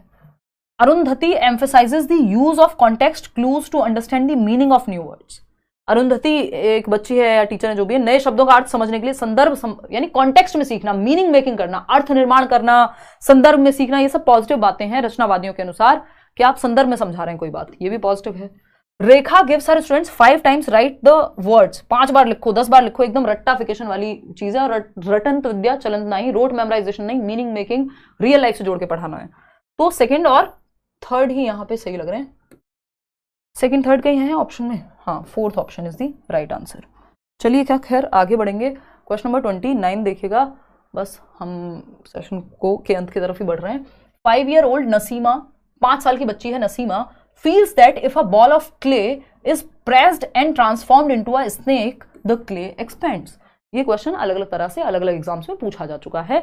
5 वर्ष की नसीमा को लगता है कि क्ले मिट्टी नहीं होती, तो मिट्टी का जो एक बॉल है, एक गोला है, उसको अगर दबा के प्रेस किया जाए और उसको लंबा कर दिया जाए तो वो एक स्नेक बन जाएगा। यानी ये एक बॉल ऑफ क्ले है, मिट्टी है, चिकनी मिट्टी जो होती है एक तरह से, और आजकल तो मिलती है, वो दुकानों पे मिलती है, प्रॉपर शॉप्स पे। लोग बच्चों की फाइन मोटर स्किल्स को डेवलप कराने में बहुत हेल्पफुल होती है जो क्ले है, ठीक है ना। ग्रॉस मोटर, फाइन मोटर याद है ना? ग्रॉस मोटर बड़ी मांसपेशियां, आपके बाहें यानी आर्म्स और लेग्स की मांसपेशियां। फाइन मोटर स्किल्स आपकी आंखें और आपके हाथों का कोऑर्डिनेशन, जैसे लिखने में, पेंटिंग में, ड्राइंग में फाइन मोटर स्किल्स यूज होती हैं। ग्रॉस मोटर दौड़ने में, भागने में, उछलने में, कूदने में, ठीक है। तो ये सब मैं रिवाइज करा रही हूँ इसलिए बता रही हूँ। देखिएगा एक बार, अगर हम बात कर रहे हैं यहाँ पे स्नेक की फॉर्म में इसको प्रेस किया नजमा ने, छोटी सी नजमा है, ठीक है, और नजमा ने इसको प्रेस किया हाथ से और ये एक सांप की फॉर्म में बन गया, जो क्ले मिट्टी थी फैल गई, ठीक। एक आटे के साथ भी, एक आटे की बॉल के साथ भी बच्चा ऐसा कर सकता है। अकॉर्डिंग टू जीन पियाजे, what is the logic behind this thinking? कि वो बच्ची जब इसको ट्रांसफॉर्म कर दिया गया, एक बॉल को एक लंबी फॉर्मेट में, तो वो कह रही है स्नेक बन गया। यानी वो निर्जीव को सजीव समझ रही है या सेंटर्ड है, क्या है बताइएगा एक बार। 5 वर्षीय नजमा को यह लगता है कि चिकनी मिट्टी के गोले को यदि दबा करके सांप के रूप में परिवर्तित करें तो चिकनी मिट्टी बढ़ जाती है। यानी उसको लग रहा है ये जितना एक गोला था उससे लंबा बन गया, अब ये स्नेक जो है ज्यादा क्वांटिटी हो गई इसकी। ये वैसा ही है जैसे किसी को लगे कि 10 रुपए के नोट से ज्यादा 5 सिक्के 2-2 रुपए के ज्यादा होंगे, क्योंकि वो 5 हैं। तो अगर मैं देखूं यहां पे, तो ये बच्चे की जो थिंकिंग है ये क्या दिखा रही है? कितने लोग ऑप्शन दे रहे हैं कि बच्चा सेंटर्ड है, वो बाकी पक्ष नहीं देख पा रहा कि वो है तो मिट्टी उतनी, शेप और साइज के बदलने से कंजर्वेशन नहीं आया अभी, इसके अंदर वॉल्यूम चेंज थोड़ी हो जाएगा, जितनी मिट्टी है उतनी रहेगी। उसको लंबा खींच के कर देने से ऐसा थोड़ी बढ़ गई है मिट्टी अब कोई। कितने लोग दे रहे हैं सही जवाब? नहीं नहीं नहीं, 27, बस 27% लोग सही जवाब दे रहे हैं। इतना बेसिक क्वेश्चन है ये, है ना। देखो एक बार, मतलब इतना भी बेसिक नहीं है, इसमें गलतियां करते हैं लोग, लेकिन अगर आपने मैराथन देखी है मेरी तो ये गलती नहीं होनी चाहिए। देखो यहाँ पे ये नहीं कहा कि वो सांप बन गया, पहले मिट्टी थी उसमें जान आ गई, ये थोड़ी कहा है उसने। ये तो मैं आपको कंफ्यूज करने के लिए कहा था। 5 वर्षीय नसीमा को यह लगता है कि चिकनी मिट्टी के गोले को यदि दबा करके सांप के रूप में परिवर्तित कर दें तो चिकनी मिट्टी बढ़ जाती है। उसने ये नहीं कहा कि सांप बन जाता है वो मिट्टी से, ये नहीं कहा कि मिट्टी में सांप था वो बन करके बाहर आ गया। जादूगर नहीं बनाया बच्चे ने, है ना। तो ये जीववाद नहीं है। उसने ये नहीं कहा कि मिट्टी से अब वो सांप बन गया तो उसमें जान आ गई है। वो कह रही है मिट्टी बढ़ जाती है, मिट्टी की क्वांटिटी बढ़ गई है, तो उसका ध्यान सिर्फ वो जो मिट्टी है उसकी क्वांटिटी पे ना होगी, उसकी शेप पे ना होकर के उसका सारा ध्यान है कि शेप बड़ी हो गई तो मिट्टी बढ़ गई, जबकि क्वांटिटी तो सेम ही है। शेप चेंज हो गई, उसको लग रहा है शेप, मतलब उसका पूरा फोकस शेप पे है, ना कि उसकी क्वांटिटी पे या वेट पे या वॉल्यूम पे। तो ये केंद्रीकरण है, सेंट्रलिटी है। और ये तो आपको पता ही लग रहा है 5 वर्ष की बच्ची है, तो वो सेंट्रेशन होगा उसके थॉट में, डिसेंट्रेशन बाद में आएगा 7 से 11 वर्ष में, जब रिवर्सिबल थिंकिंग उसके अंदर आ जाएगी। अभी वो रिवर्स नहीं कर पाती थॉट को, अभी कंजर्वेशन नहीं आया उसके अंदर, तो इसलिए सेंट्रलिटी है। चलिए खैर आगे बढ़ेंगे। क्वेश्चन नंबर 30 देखिएगा। अब इसके बाद 2 बोनस क्वेश्चन और हैं, वो भी देख लेना। If students attribute their work success to internal factors they will develop a feeling of dash. देखिए 2 प्रकार के फैक्टर्स होते हैं सक्सेस और फेलियर दोनों को ही मानने के लिए। ये एक तो होते हैं इंटरनल फैक्टर कि मेरी वजह से चीजें हुई हैं, है ना, और दूसरा है एक्सटर्नल फैक्टर। एक्सटर्नल फैक्टर में आप कहेंगे टीचर की गलती थी, इस बार एग्जाम ऐसा आ गया था, इस बार ये हुआ था, वो है एक्सटर्नल फैक्टर। बेटर क्या है इंटरनल फैक्टर्स पे डालना चीजें, क्योंकि आपके हाथ में सिर्फ इंटरनल फैक्टर्स हैं, आपकी मेहनत है, आपकी सही से प्लानिंग है ना, यही सब है। तो इंटरनल फैक्टर्स पे आरोपित अगर आप सक्सेस करेंगे या आप फेलियर करेंगे तो आप खुश रहेंगे, एक्सटर्नल पे आप हमेशा दुखी रहेंगे, ठीक। तो हमें बच्चों को इंटरनल फैक्टर्स पे फोकस करना सिखाना है। तो अगर बच्चा जो है इंटरनल फैक्टर्स पे सक्सेस, उसने कहा यार मैंने बहुत मेहनत की इसलिए मैं पास हो गया, तो कैसी फीलिंग आएगी? प्राइड, गर्व महसूस होगा उसको, ठीक। यहां पे प्राइड नेगेटिव नहीं है कि वो दुनिया से सबसे ऊपर खुद को ही समझेगा, बाकी सब खराब हो गए, नहीं। खुद पे गर्व होना कौन सी बुरी बात है ना, ठीक। भाई टीचिंग में किसी ने 4.7 मिलियन नहीं देखे, इस बात को लेकर के हमें गर्व होना चाहिए कि लेट्स लर्न के द्वारा टीचिंग की एक इतनी बड़ी कम्युनिटी क्रिएट हुई ऑनलाइन, जो हमें पहले लगता था 2018 में लोग बोलते थे कि ऑनलाइन भी पढ़ाई होती है कोई, तो ये अपने आप में गर्व की बात है कि हम सब मिलकर के ये कर पाए। तो ये अपने आप में गर्व की बात है, इसमें कोई खराब बात है नहीं है। इंटरनल फैक्टर्स पे चलेगी सक्सेस यहाँ पे, और इसमें आपको भी श्रेय मिल गया। मैंने BEd practical left out students में दिया है, बट अभी रिजल्ट नहीं आया। सीटेट दे, हाँ बिल्कुल दे सकते हो यार सीटेट। आप अपनी टीचिंग ट्रेनिंग के पहले दिन में भी हो तो भी सीटेट दे सकते हो, उसकी टेंशन मतलब, वो सेकंड ईयर वाला सिस्टम चेंज हो चुका बहुत पहले। एंगर थोड़ी आएगा, एंगर आएगा कि मैंने तो टीचर की वजह से फेल हो गई हूं, तो गुस्सा टीचर पे आता रहेगा।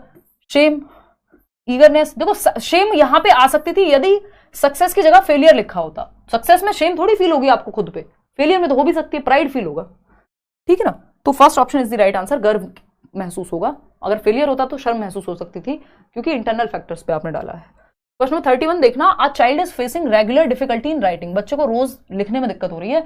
She also experiences a challenge in formation of alphabets and spacing of words, यानी उसको अल्फाबेट बनाने में, जैसे ए है तो कुछ टेढ़ा वेढ़ा बन जाता है, या स्पेस एक लेटर में छोड़ दिया कम, दूसरे में बहुत ज्यादा स्पेस दे दिया।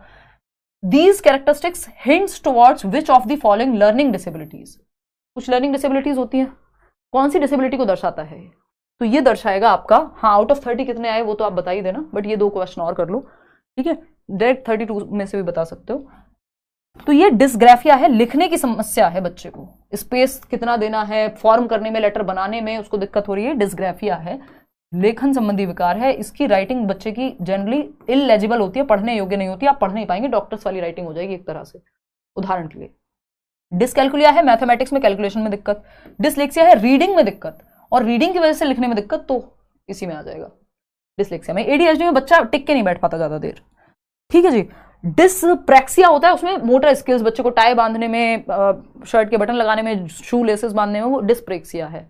मोटर स्किल्स में कोऑर्डिनेशन नहीं होता, पेन पकड़ने में दिक्कत होगी, डिस्प्रेक्सिया हो गया। डिस्फेजिया है, भाषा को समझने में, या फेजिया, वो भाषा को समझने में बच्चे को दिक्कत होगी, समझ सुन करके, जैसे मैं बात कर रही हूँ तो जो बच्चा है जिसको डिस्फेजिया है वो समझ नहीं पाएगा कि मैं कहना क्या चाह रही हूँ, कॉम्प्रीहेंड करने में भाषा को दिक्कत होती है। चलिए खैर, क्वेश्चन नंबर 32 देखिएगा, ये डिसलेक्सिया आपको बताइए, वो तारे जमीन पर वाला बहुत बार एग्जांपल में दे चुकी हूँ। Question number 32, which of the following principle suggest that different body parts develop at different rates at various stages of development, यानी हमारी बॉडी के जो डिफरेंट पार्ट्स हैं, यानी मेरे जो आर्म्स हैं उनकी स्पीड या हाथों की स्पीड डेवलप होने की अलग होगी, मेरे लेग्स की स्पीड अलग होगी। आपको पता है कि भैया बच्चा जो है 9 महीने का हो गया है, उसके दांत निकल रहे होंगे या ये हो रहा होगा, आपको पता है अलग अलग बॉडी पार्ट्स अलग अलग रेट पे डेवलप होते हैं, ये बात आप लोग मानते हैं। लाइक शेयर मस्त तरीके से करते रहना, बहुत मजा आया, मतलब बहुत ही बेहतर तबियत अभी नहीं है, लेकिन बहुत अच्छा लगा मुझे कि ये सेशन में पूरा ले पाई, क्योंकि इससे पहले मैं पिछले 2 महीने से बहुत बार ट्राई किया है, 5 बार कम से कम, और बैंड बज जाती है क्लास पूरी करने में, अभी वैसा नहीं लग रहा है। निम्नलिखित में से कौन सा सिद्धांत बताता है कि विकास के विभिन्न चरणों में शरीर के विभिन्न अंग अलग अलग दर से विकसित होते हैं? कौन सा वो है? यूनिडायरेक्शनल। यूनिडायरेक्शनल तो सिंगल डायरेक्शन होती है विकास की, ये हो गई यहाँ तो बात, ये थोड़ी कह रहा है अलग अलग उसमें हो रहे हैं रेट पे। यूनि डायमेंशनल, एक ही आयामी होता है विकास, भैया विकास बहुआयामी होता है, मल्टी डायमेंशनल होता है, ये तो स्टेटमेंट ही गलत है। Direction of development is proximodistal and cephalocaudal, हमें क्या पता, खुद सोचो। Development is a discontinuous process, अब इसको भी मैं समझा देती हूँ, 1 नंबर का क्वेश्चन है, कई जगह पे डिसकंटिन्यूअस मिलेगा, कई जगह पे कॉन्टिन्यूअस मिलेगा। सुमन मिश्रा क्या कह रहे हो? सकल गुरुओं के बीच आप हिमांशु मैम को मिस हो महान, अच्छा धन्यवाद। सकल ज्योतियों के बीच चंद्रा, अच्छा मतलब एक अच्छे शब्द आपने लिखे हैं, संवेद हो महान, अच्छा आंसू आ जाएंगे मेरे सुमन, इतनी जो तारीफ आपने लिख दी है, धन्यवाद आपका। चलिए खैर आते हैं वापस से टॉपिक पे आते हैं, लास्ट क्वेश्चन है आपका, फिर बातें कर लेंगे थोड़ी सी, और टेंशन ना लो, जितना आपसे हो रहा है उतना आप करके आओ पेपर में, अभी आपके हाथ में सिर्फ आपका काम है।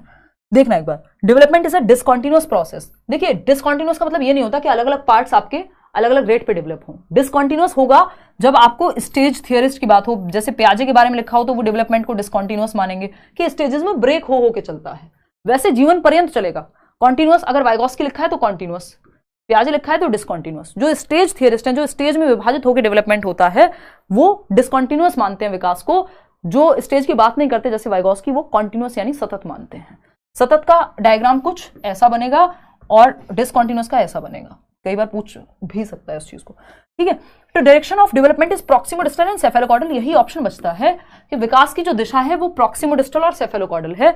ये यही दर्शाती है कि सर से पैर की ओर विकास जाता है सेफेलोकॉर्डल, ठीक, पहले आपका गर्दन पे कंट्रोल आता है, फिर आपका बाकी जो पार्ट है बॉडी पार्ट्स वो आप बच्चा मतलब बेसिकली बच्चा पहले गर्दन संभालना सीखता है, फिर बैठना सीखता है, फिर खड़े होना सीखता है, तो सर से पैर की ओर जा रहा है, ये है सेफेलोकॉर्डल।